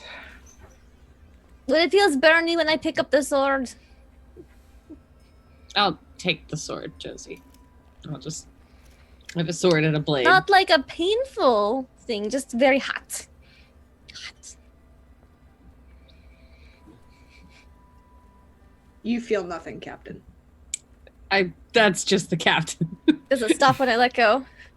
It stops when you let go. Hold it again. It starts to burn. Oh, You It's feel only it when like I'm- rising. it's only when I touch it. Okay, well, Josie, don't talk to them. Corinne, do you know anything touch all of about them. these? Josie, do you like... No. I'm just gonna look at Nathaniel and I'm gonna look at Josie and be like, I'm not finishing that sentence. All right. Yep. I'm gonna see if this can tell me anything. Does it look different? I show Nathaniel again. Roll me size up, Corinne. Oh boy, that is. Is that? That's vinegar. Oh boy. I can give you since I do have one rank with you, I will give you that +1 to help you figure out what this is. Okay. I will. You know what? I will also use the What does the advantage? It does just give me advantage. The You roll. You roll 3d6 and keep the two highest. Okay. Yep. All right. Sounds good. I should be good. So you're going to use your advantage then? One of them? Yep. And what does the captain's bond Plus do? one. +1. Okay. Mhm. That's. And okay. Let's see. Do not.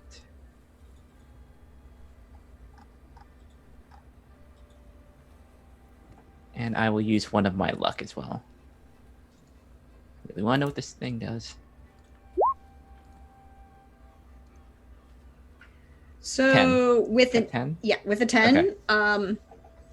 you pick the sword up, you pick this blade up. It is a beautiful weapon. Very simple hilt, no crossguard. Single bladed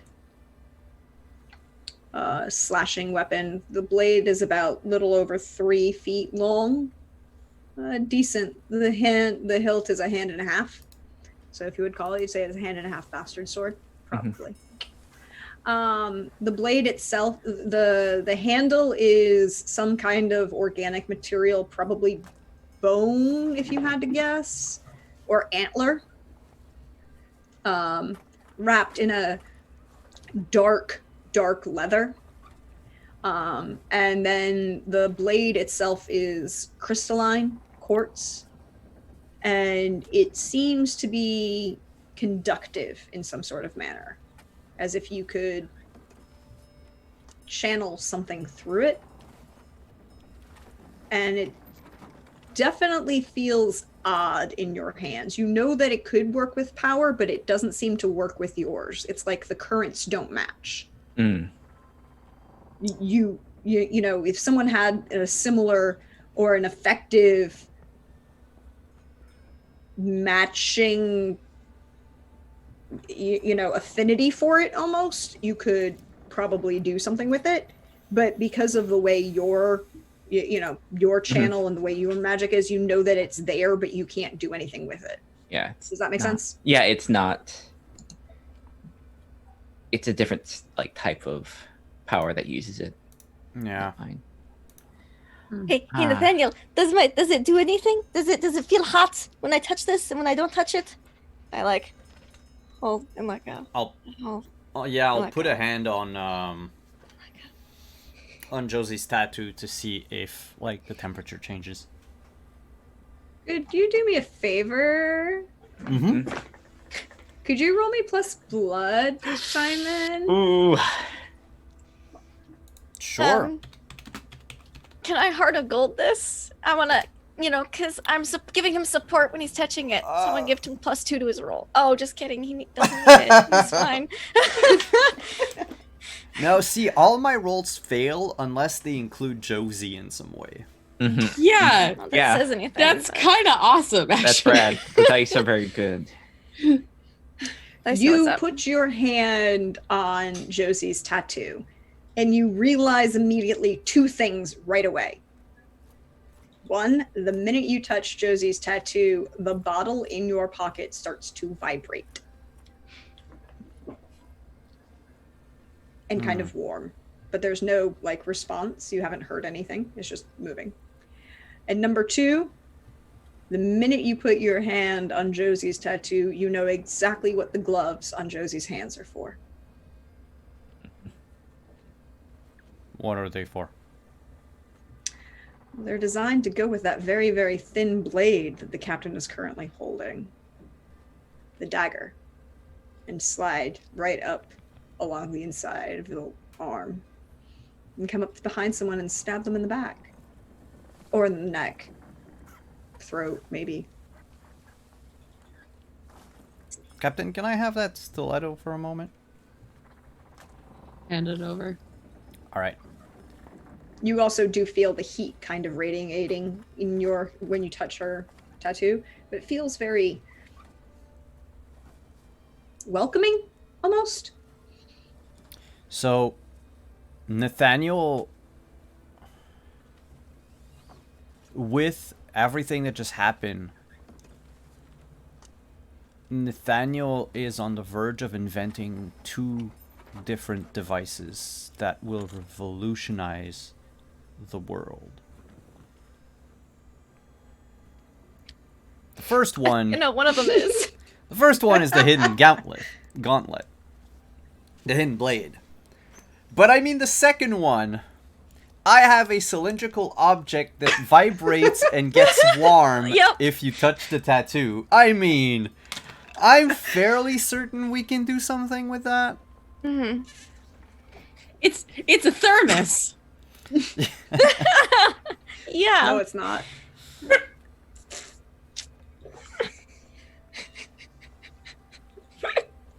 So yes, Mhm. So, is it warm? Well, it's the tattoo, you mean? Yes. Does it look different? Well, it didn't change. Did it change Oh. the look or anything? the look. Yeah. No, the Okay. tattoo. It like the color got a little brighter, maybe, but Okay. when you touched it on your hand, you felt the warmth from it. It's very strange, Josie. Yeah. When I touch it, I get all hot and buzzy in my pants. Really? That's not what I was expecting. No, I think it's because I have the magic bottle. And I'll take it out. Oh. Have Turin and I seen this magic bottle? Mm-mm.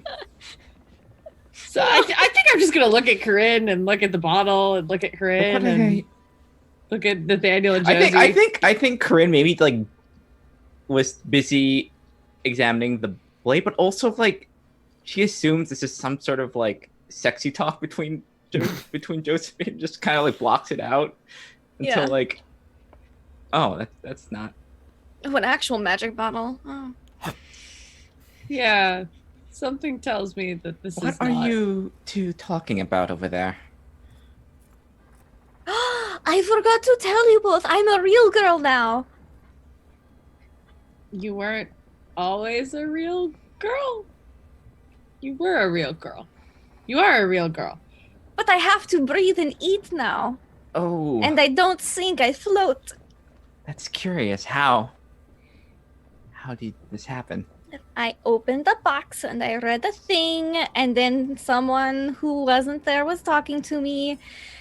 And I was really weirded out, so they brought Nathaniel in to talk, and then they asked if I wanted to be a real girl, and I said yes. Oh, and this was a voice. There was a voice, yes. So we're just trusting random voices now. Oh, Just any voice. I know my voice, It was There's very another one that you- convincing. and it did this for you. I can be very convincing, I think. But regardless, did this ask for anything now that you're Yes. Wait, I've seen you with the crew. We've sat at the same table eating before. Yes, but I didn't need to. I just did it because you told me to. Because I felt like I had to do anything anyone told me ever, all the time, pretty much. But now I don't. It's like I feel so free. And now you have to do a That's- lot of things that the rest of us have to do.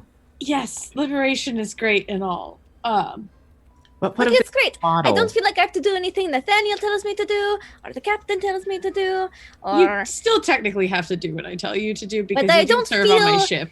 like I need to. Oh, you're not compelled to. So does that mean I mean, you need to, but That- that's just maybe semantics. this compulsion, this lack of compulsion, maybe his hold over you is weakened or non-existent, lesser than it was before? Maybe that's what you're feeling. Now that you are no longer strictly one of his creations. Hmm. But the captain's also right. Did the voice? Tell me about this voice, Josephine. It knew your demon. Really, Yes. Josephine? What did it say about? Said, oh, my that beloved. troublemaker. Ah, that sounds like him. Mm-hmm. And did it ask anything from you? It wanted to see what happened. That's I think it. It just That's wanted what it to. said for a lot of it. He's like, I just want to see what happens. I just What? want to see what happens. And then I think he asked Nathaniel to be let out of the bottle. What bottle? Yeah. This one. The one in Nathaniel's hand. Nathaniel, That are you one. planning on opening your magic bottle? Well, I mean,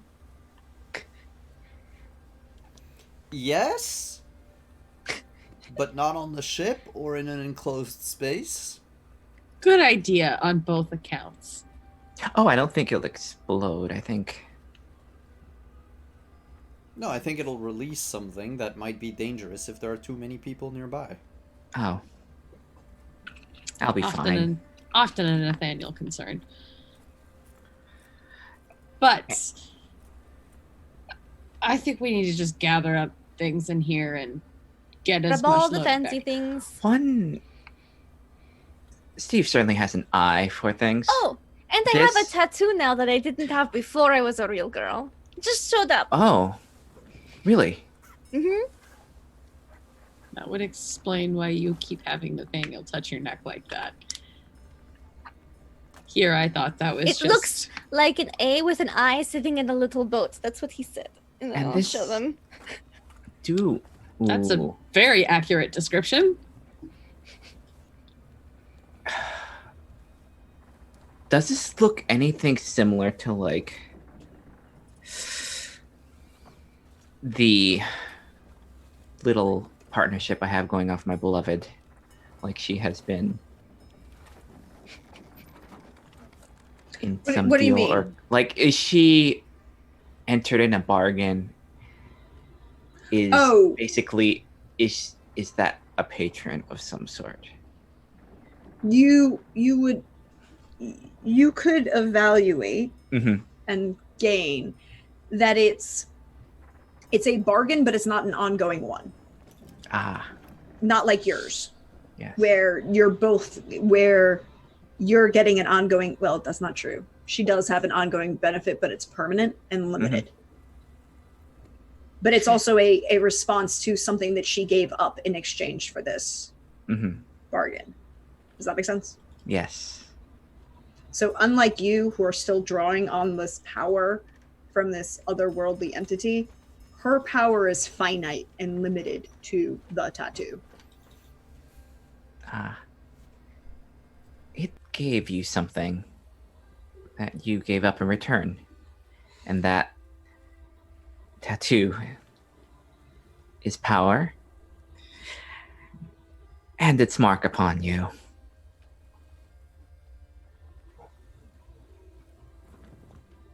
In some ways, Josephine,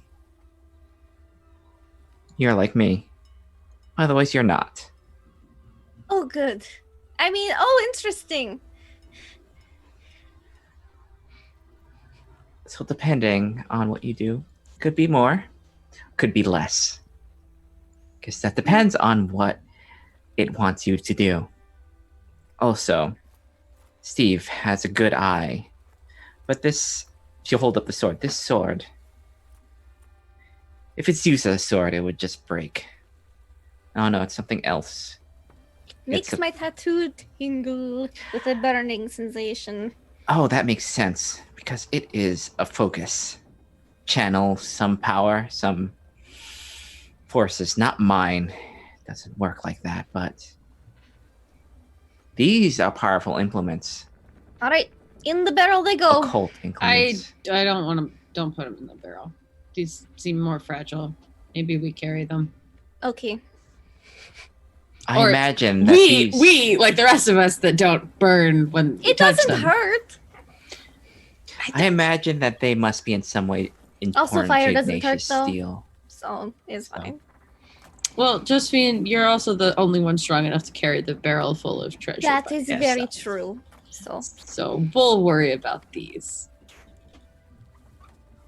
These are probably very important to Ignatius Steel, so.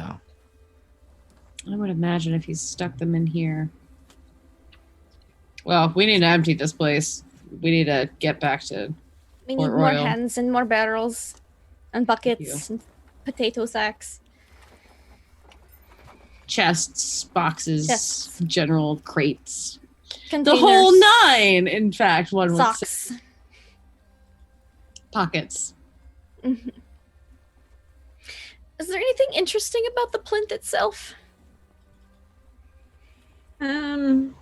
It's it's perfectly carved. It's a perfect octagon, Ooh. but it seems to be of local, like the same kind of stone as the rest of the cave. Mhm. There's a little divot where you could see that the bottle would have rested in, because the bottle isn't a flat bottom. It's kind of like a Mhm. bulb shape. But there's a whole bunch of other things kind of leaning around it, some antique We'll take weapons, gold, gems. in the barrel. Yeah, let's get as much as we can fit in the barrel. And Who knows? You might need to procure advantages if steel were to come after us. So. And if I get tired, I will rest on the plinth. I will just sit. Oh yeah, you get tired So now. do you get tired and rest on the plinth? I do. Like, this breathing is hard work. it shouldn't be. Never had to do it before. I don't think my breathing things are ready. They're not very exercised. I'm just gonna go load shit in the barrel. There's too much. This must be like a little bit of a. It's like this is all gold. Oh, there's so much creepy occult stuff around this. This is like, I could process this in front of me. Everything creepy in the barrel, so when everyone else comes, they can just scoop up gold. It's actually not a bad idea. Mm-hmm. I'm still gonna put some gold in the barrel just because, like, Yeah, I want packing gold. Mm-hmm. Yeah, and because it's nice. Fill in the gaps. So Josie is Yes. finding occult things and reclining on the plinth to just kind of breathe. Catch for a my moment. breath. Corinne is helping, and Corinne and the captain are finding more things to put in the barrel. Is that what I'm understanding? Corinne wants to find things that maybe are important to Ignatius Steele, like any information, any books. Books would be nice, I'm just non-discriminately grabbing or implements occult things. like the blades that we found. Okay. You find a couple more of the things that are marked with that cross. Mm-hmm. There are a couple talbards, very finely stitched. One or two of them are in silk. There's a couple other there are a couple other like small boxes that are sealed. You can grab those. There doesn't seem to be any books in here per se. Okay. Nathaniel, what are you doing?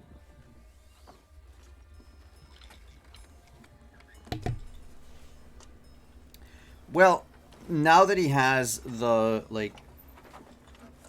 stiletto and the gauntlet, that I guess he tries to tinker and put it in, try to see how it actually fits in.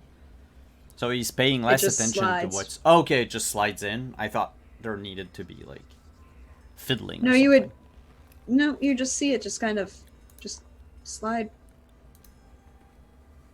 right in, and doesn't need to be a lot of fiddling with it once it's on.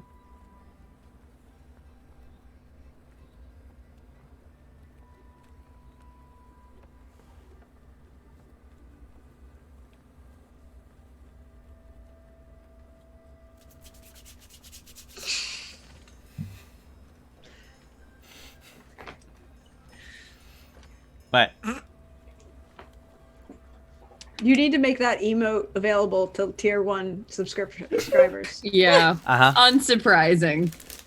I need that emote available to tier 1 subscribers, Simon. Wonder fisting. Okay, sure. No. The face palm. The Simon face palm. Oh, yeah. I should. No. Now it's the wonder fisting. You asked for it. You did not specify. This is the Steve clause. This is the Steve clause. Nope. This is straight up. I need this face palm, Simon. You're the only one. I need that. I need that as a tier 1 emote now, Simon. Open it. I'm doing it. I'm doing it right now. I'm just trying to make sure I mute the thingy. Just Okay. I just want like just him Well, not to like know what the trigger, so you just don't like accidentally like stab yourself. Yeah, stabbing yourself when you put your hands on your hips would be a bad thing. Nathaniel is messing around with the dagger and the gauntlet, and I Josie's can't. putting a culty. Yes, because you have to do the thing later off stream. No, because I have reached. I need more subs. Wait, you'd only have one tier C. You only have one emote for tier 1. No, I have 3 emotes for tier 1.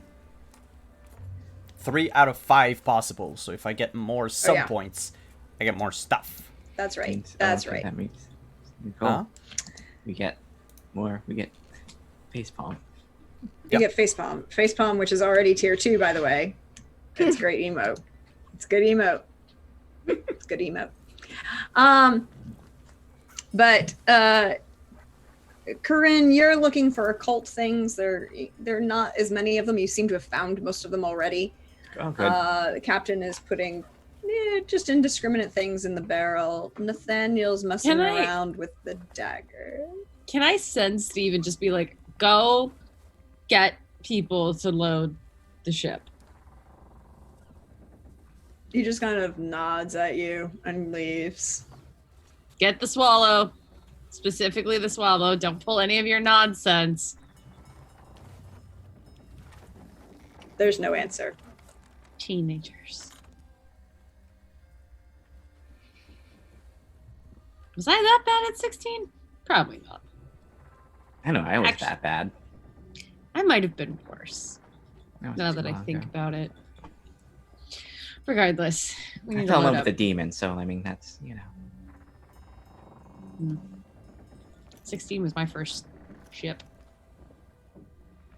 That was like me on a crew and not just like sneaking on for fun. Good times.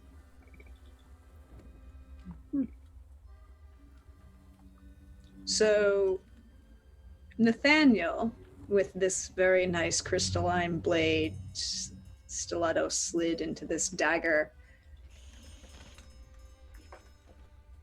full of weapons. What are you gonna do? Oh, I put it on. I'm watching dreamily from the plinth while I rest on it, catching my breath. It fits really well.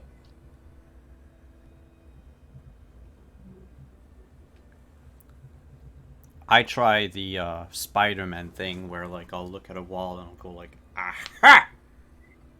See if it throws the blade forward. Oh, that'd be sick.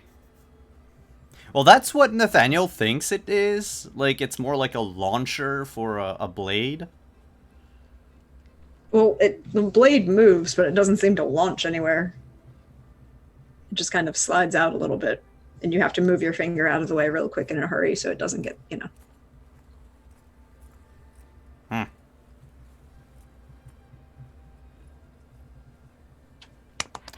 It's kind of not super practical as far as blades go. Seems pretty sneaky. Yeah. I guess in my line of work, it's not something necessarily that I would be able to use once I'm, with a client.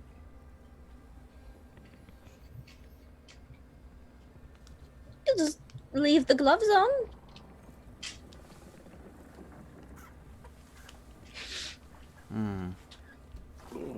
Maybe I could make a smaller one.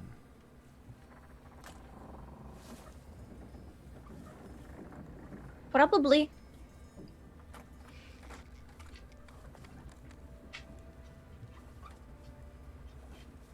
You just need more gloves. Yeah. I mean, they are activated with, like, a thrusting motion, so maybe...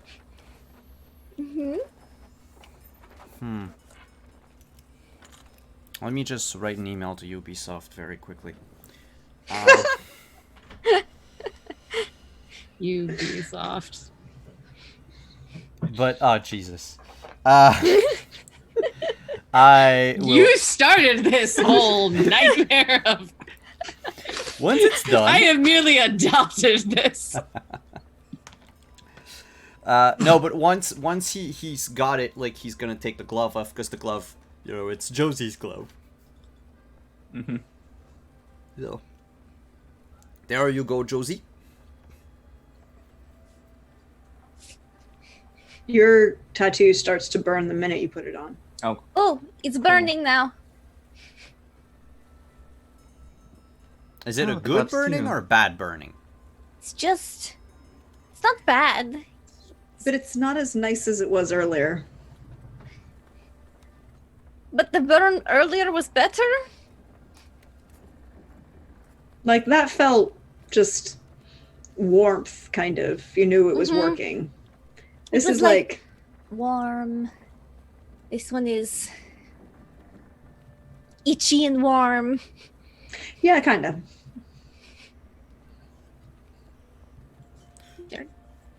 You can keep the gloves. They're for you. I don't think I like itchy and warm. Oh, so If there's I- something to Take do with the- something in the bottle. Yeah, if I like, I hold the glove in one hand and the bottle in the other. And I get them closer. Do they start without touching? Do they start getting warm? Either of them. No, I mean the bottle gets a little warm, but it's more vibrating. Hmm. But it's not vibrating as much as it did when you touched her tattoo. Hmm. It's just kind of like a little bit there. Hmm.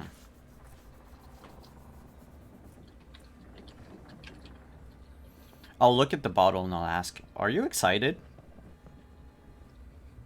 That why you're like shaking?" No, Okay, good. I can't control the physical existence of the bottle. I can control the metaphysical existence of the bottle. You're saying words I don't care to learn. And I'll put the bottle in the barrel with the rest of the gold. So that Okay. it's, you know, surrounded by gold pieces. Like, not on top, but like so that we can, you know, like package peanuts it. Packing gold it, yeah. Yeah, packing gold it. Like near the top Yeah. so it's not crushed by the weight, but not No, like that's on the it. top so it could roll off. Yeah. Yeah. Okay. You've loaded this barrel with as much as you think it will allow for in space. Alright. You have Corinne still has the two swords. I will put them in a box or something and carry them. And they're not Yeah. necessarily useful for me, but they could be valuable. And they are made of quartz, so they should be not in the barrel. Yeah. I mean, quartz is a very strong gem, Mhm. but still possible to chip. Yes. And are Um, all the boxes already loaded in the barrel? Because No. otherwise Nathaniel is gonna take them, especially the one that he needs to bring back to This Mother. barrel can fit so many boxes and cult items in it. The box for Mother Patience is, you know, a small jewelry box. It's the size of like an index card, 3x5. Okay. That can fit in the barrel very easily. Or Nathaniel could even just fit that in his pocket if he didn't want to leave it.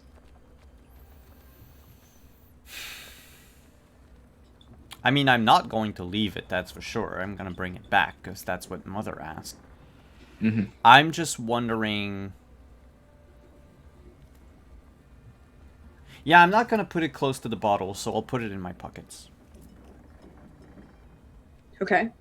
So the rest of you have gathered your things. Steve has come back with a couple of the others, nameless crew, and They you know, brought they things start. to carry things. Sacks for gold. Perfect. Shovel.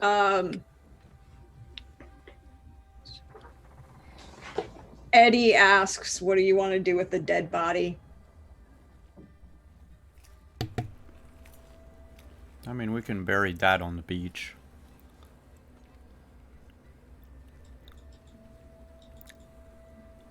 What? Oh, so we're being kind about it. All right, then we'll make sure we don't step on him.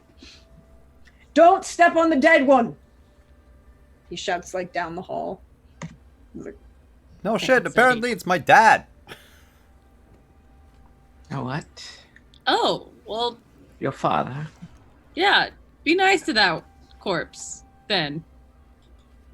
mummified remains. Be nice to the mummy, damn it. The mummy is your daddy. Yeah, it's weird. Are you sure you don't want to take it with us? You want to take the mummy on the ship? She'll just give you a look. Why would I want to bring a corpse on the ship? Why would you want to bring your daddy that's your mummy onto the salty swallow? Just... Why? Also, why would I introduce the captain to my dead family? Or alive, for that matter. The ship is your family. The crew is your family. Would you introduce me to your dead or alive family? I would. I think offhandedly, Corinne just says, on the off chance I can speak to it. Is there anything surely you would want to know why he's here?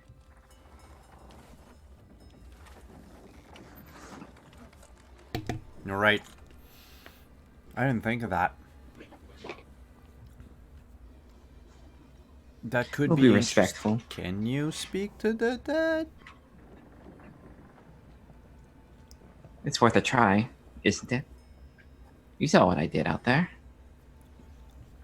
Yeah, I am just now slightly concerned that it might go overboard and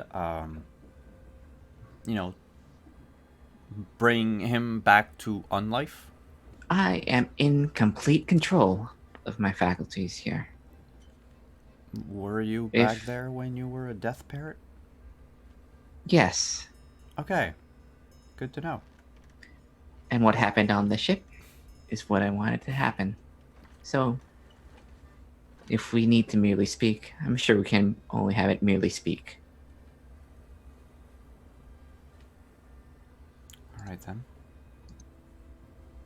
I'll bring Dad's remains on the ship. Is there like a nicer box we could put it in or something? Are you gonna weekend at Bernie's carry it out? Just swaddle them in banana leaves. Well, I mean, how like, yeah, how, because you say mummified, but like,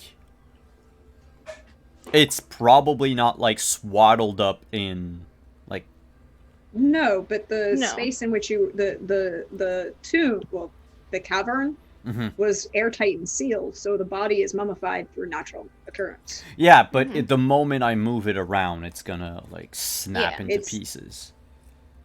Unless you're being careful with it, yes. Yeah, then I think swaddling in the banana peels, the banana Banana leaves. leaf.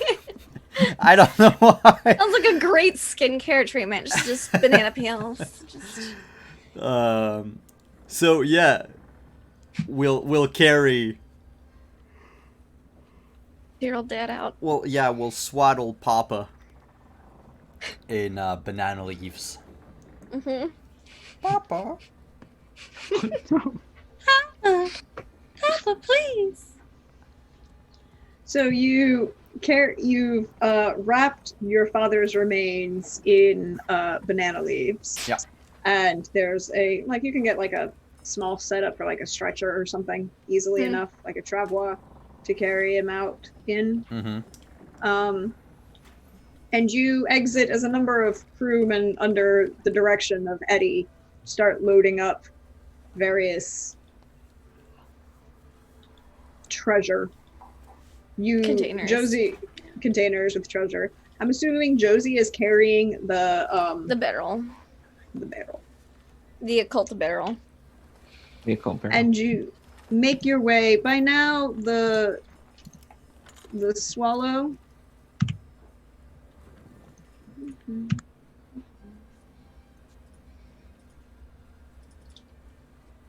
The swallow has moved from, sailing around the point and has moved down closer to where you first, Yeah. down there. Yeah, when we arrived on the island the 1st Mhm. time. Hmm. Here. Can we have Josie bring the barrel to the captain's quarters just until we go through all of the occult things? Yep. Like everything else can go to the general treasure room, but until we know what to do with all of those things. Make But 3 the special trips. barrel. Put the barrel in the captain's quarters. I grab the tied up Lieutenant Fitzjeffries. Oh yeah, that's I right. put him in the brig, Mm. and then I grab my big swingy scythe thing. Your Oh, big swingy wonderful. scythe thing. Mm-hmm. The I will Sunderer. write up. I love how Corinne is going to give this big creepy name, and Josephine isn't going to call it that. It's just like, this is my friend. Like there's Pocket Brick, and we'll come up with a witty. We'll come funny up with name. it. Yeah. Besides big swingy scythe thing. Big swing. Big swing. This is swingy. Swinging. Swingy. This is swingy. We can cut a body Ooh. straight in half.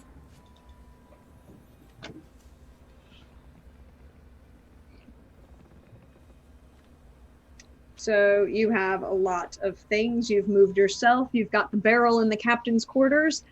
Isaac, you are informed after the battle was being slightly celebratory and fell and hit his head and Said we didn't Chris. die, drank a lot, and then got concussed. Oh. pretty much. Uh-oh. Swaddle him up again. Just I I will swaddle him again. I'm gonna let Josie swaddle him, but I'm going to tie him down to his bed. To his hammock. Yeah, I assume I kind of got a report of how the battle went from Crazy Eddie, so I kind of know about what tricks Isaac tried to pull. So I'm going to absolutely make it so that way, even if he gets out of the swaddling, he's not getting out of. it's like when you talk to him, Tied up in his quarters. if you talk to him when he's like that, and he's not being cooperative, you can just spin him a few times. It's like, man, it's like Yeah, so Isaac, you should tell. I'm. He's not going to the brig. I'm not going to make a big show of it, and I'm absolutely trying to do this without anyone watching and anyone knowing. I'm just going to lightly tie him up. Well, in that case, I think I need a roll if you don't want anyone to know. Yeah, I don't really want to. I don't really want to have to. I assume that I got this report from Crazy Eddie, and it's like, please don't talk about it. I need you to. Else. I need you to roll me hoodwink. That's plus. I know this. Polish. Plus polish. I mean, if he gets even further embarrassed, he's just gonna act out again. I know, but I kind of want to have a talk with him one-on-one. Yeah. Oh no. Never mind. Everybody knows what I'm doing. The good news is I almost have enough experience to get something new. Yay! Just need one more experience. Yep, I will say that you are going to take a weakness from this failed roll. Great. Oh no. Let's see. My options of weaknesses are great. Yeah, they're your actually options- kind of awesome. Oh no. Your What? options Oh no. for your weaknesses are actually kind of great, but in this particular case, I think it's you are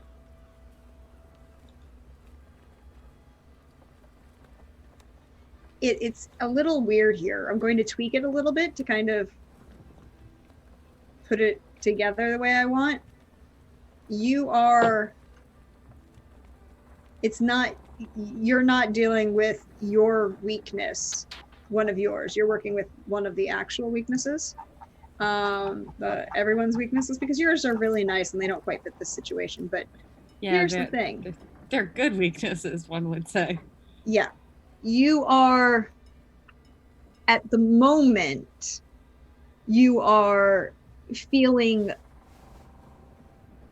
You're feeling slightly. One could say. Not obsessed because that's not really the right term, but vengeful with Isaac. And as your own anger at Isaac and your obsession means that everyone can, even though you wanted to try and be subtle about this, you can't be subtle about anything that you do with Isaac until you manage to get a better disposition with you and Isaac. So everybody knows that mom and dad are fighting loudly and throughout the ship. Yep. But I'm going to try to act. I would say you lose 1 rank with him. That's fine. I still have 1. But I'll say goodbye to 1 forever. I can get it back. Yeah, You can get rank back. But right now. And I'm absolutely going to get to a point where I will get it back, if only because I do enjoy. Now this is like how mad the captain is at Isaac. There is no alcohol bottle next to him like we did last time. Oh, Yeah. nothing. No. There is. Yeah. like, He's in trouble. There is no gold near him. His room is next to the treasure room. He has had access to it at all times. But we're just leaving him tied up in his room. I'll maybe drop some food off later. I tuck a biscuit in to the swaddling after the captain leaves. So if he wakes up, he at least has a little piece of hardtack. I'm also just gonna whisper into his unconscious ear. You've made a fool of me for the last time. But I'm also gonna act like everything's fine, everybody. Everything's great. Let's load this ship. We got some gold. She makes a face every time she passes to that room. Everybody knows. Everybody knows it's not subtle whatsoever. So the captain is busily tying up Isaac and then trying to hide that she's angry, but everyone on the crew knows that this is happening. Josie has brought the occult barrel to the captain's quarters and now is trying to, I guess, help get the ship ready to leave. Yep. As long as I brought on the barrel, Fitzjeffries, and Big Swingy. Big Swingy has come. Corinne, you are still, you're only at 2 harm. She needs to retire to her quarters. You need me to swaddle you? Tuck you in? No, I think I should be fine. Okay. Then just walks away. That was her one for some. I'm She's gonna like, ask for something nice. Here's my nice offer. I think before she was like, I do feel. She'll snap her neck a little bit and her her arms. It's I do feel a little cramped. So, I think being unswallowed will be perfectly fine. You were in a barrel for a while. Yes, I know. I appreciate it, though. So as you are retiring, you just hear this soft breeze, soft music that sounds like a minuet, a ballroom dance drift through your ear. Just kind of lulling you to sleep with that soft melody.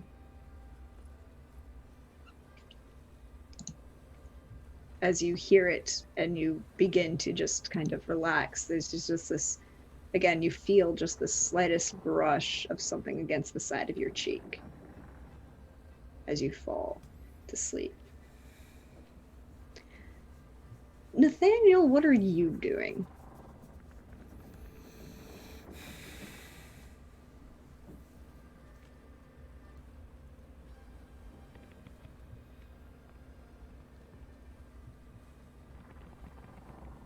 We're on the ship, but has the ship left the island yet? Not yet, no. It'll be a while. It's going to take some trips to load up the amount of gold and gems and other stuff that's in that cavern. then I think for the moment, Nathaniel wouldn't do anything specific, in the sense that he would just, like, you know, take care of his weapons, bathe, whatever. But before we leave everything, before we leave the island with everything, sorry, Nathaniel would go speak to the captain for a second.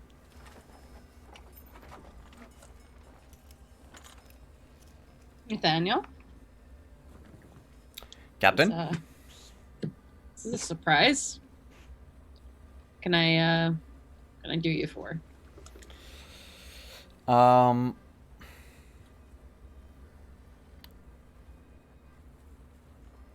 What would you think of us opening the bottle on this lone, deserted island before we leave?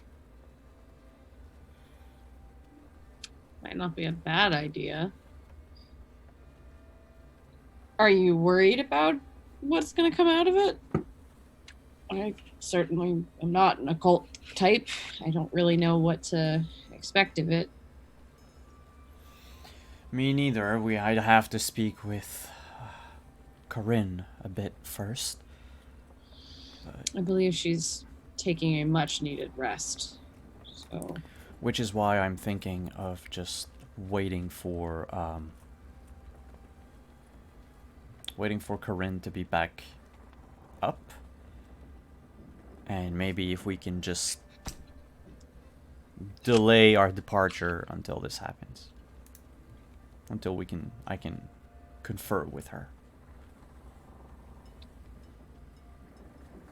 yeah, I mean, we still have, there's still quite a lot going on with the crew getting everything set up. Should probably see where the epee is. I assume the crusty baguette's around here somewhere. I'll find a way to stall. I'm sure you will, Captain. Plenty of ways. If you'll excuse me, I need to go check on the treasure room and perhaps continue to get things out of the cavern. Well, I can foresee this taking quite a bit of time. All right then, Captain.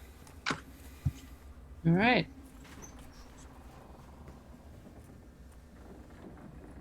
So you leave the captain, Nathaniel, as she returns to, well, petting her money. You head away. Where are you headed? Me? Mm-hmm. I think I would go see Josie.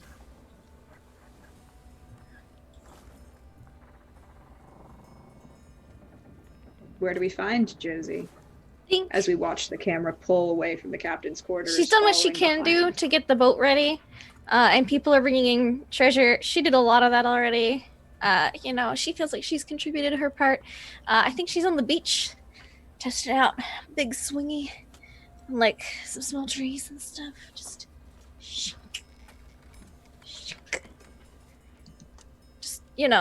trying it out. It's very. You can see it for a little bit. It's big, as you approach, as you see her. How about you? Oh, Josie, Nathaniel! you're training to use this? Well, it seemed like fun. Does. Seems like it's gonna... Look, it took out all those trees.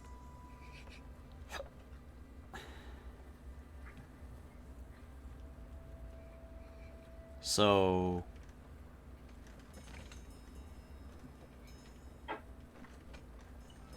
The world must be very different for you at the moment.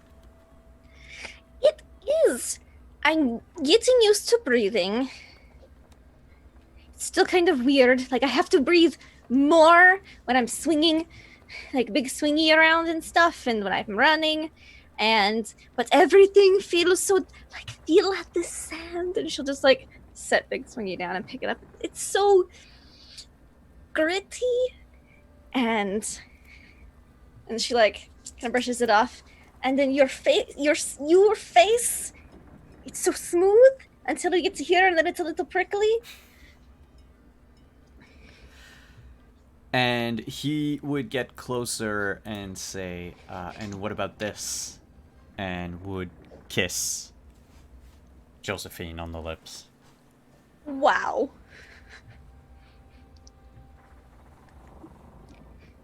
That's a lot more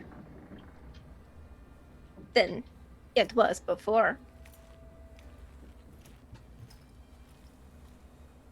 Yes. Mm-hmm. Mm-hmm. There's a lot. That would be a lot more. Well, then we should try it.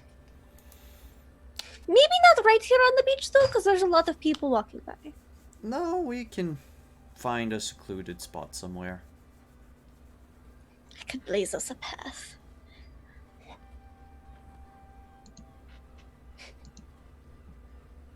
We all know what's going to happen. We don't have to. You blaze yourself a path off somewhere into secluded portion of this island, and the camera pulls back as you kind of like you push one of those classic scenes, like you push the fern or the palm tree leaf out of the way, and as you walk by, it just kind of swings back and blocks visibility, and the camera pulls back onto the ship, kind of pulls above, and there's just this image of Steve sitting in the crow's nest, kind of watching the rest of the crew fill the hold with all of this gold.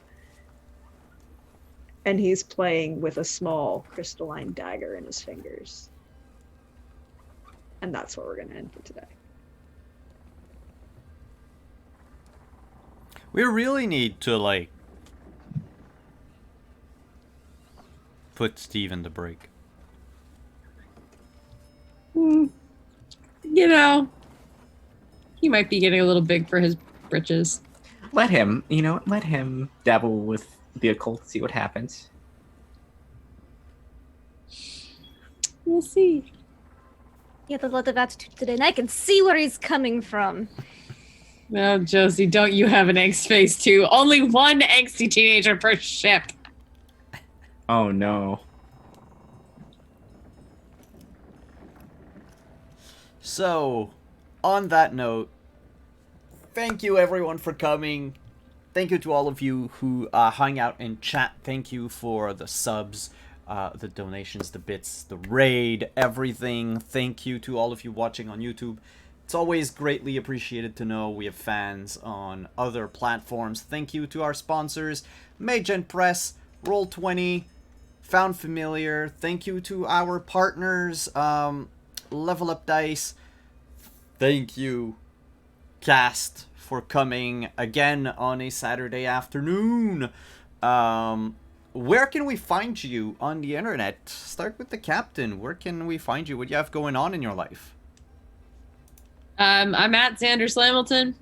There's not a whole lot going on. This is the only place I am as of right now. The green room chat just said that everybody is the captain's terrible children, and it's true. I love all of you.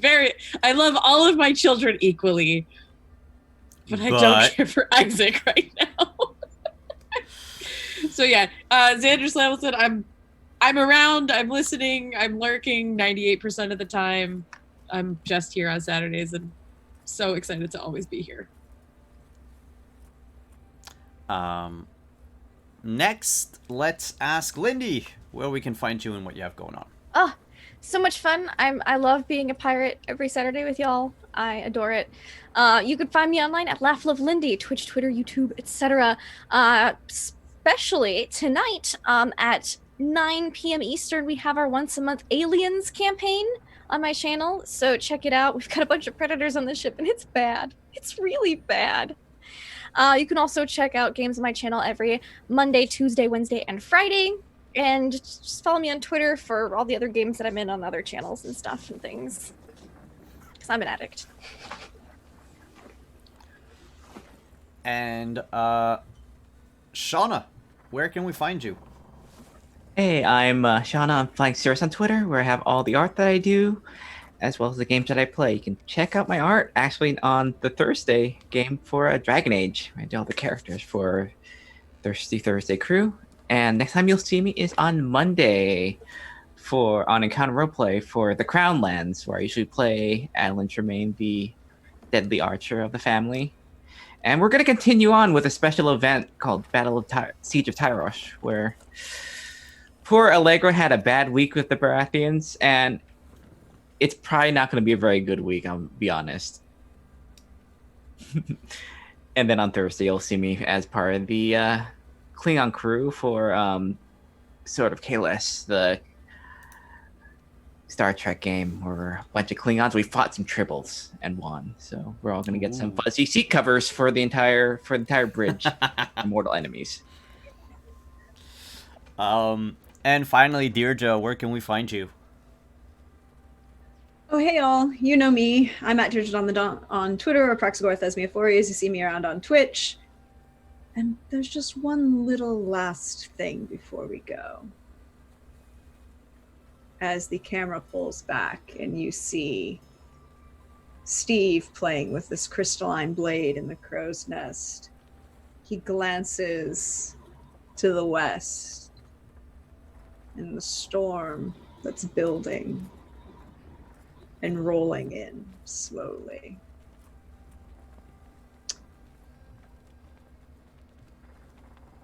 But as for me, hey y'all, you know me. You can find me online at Deirdre on Twitter or Praxagor Thesmiophores. You see me around on Twitch. You can find me back here Monday. And then Wednesday over on Lindy's channel. The other side of the overlay, but okay. No, I was right the first. No, I was right the first time. No, I was right the first time. I can't do this way. Sorry, this way. Lindy's channel for Witcher Family of Wraiths, because there are so many curses going on. Apparently, that's a thing. Everybody's being cursed. That's why you bring a sorceress and let them know that you're cursed, so that they can get rid of your curses. Just saying. And then back here Thursday and Friday for the fun times. And I'll see you all next Saturday as we see what happens with this island and everything that happened here. Yeah. So we will see you on Monday for Castle Falkenstein, and Thursday on Dragon Age, Friday for Cyberpunk Red, and then next Saturday, of course, for Black Flag. I was gonna say Rapscallion. For Black Flag. On that note, thanks for coming, everyone. Have a great weekend, and we'll see you next week. Bye-bye.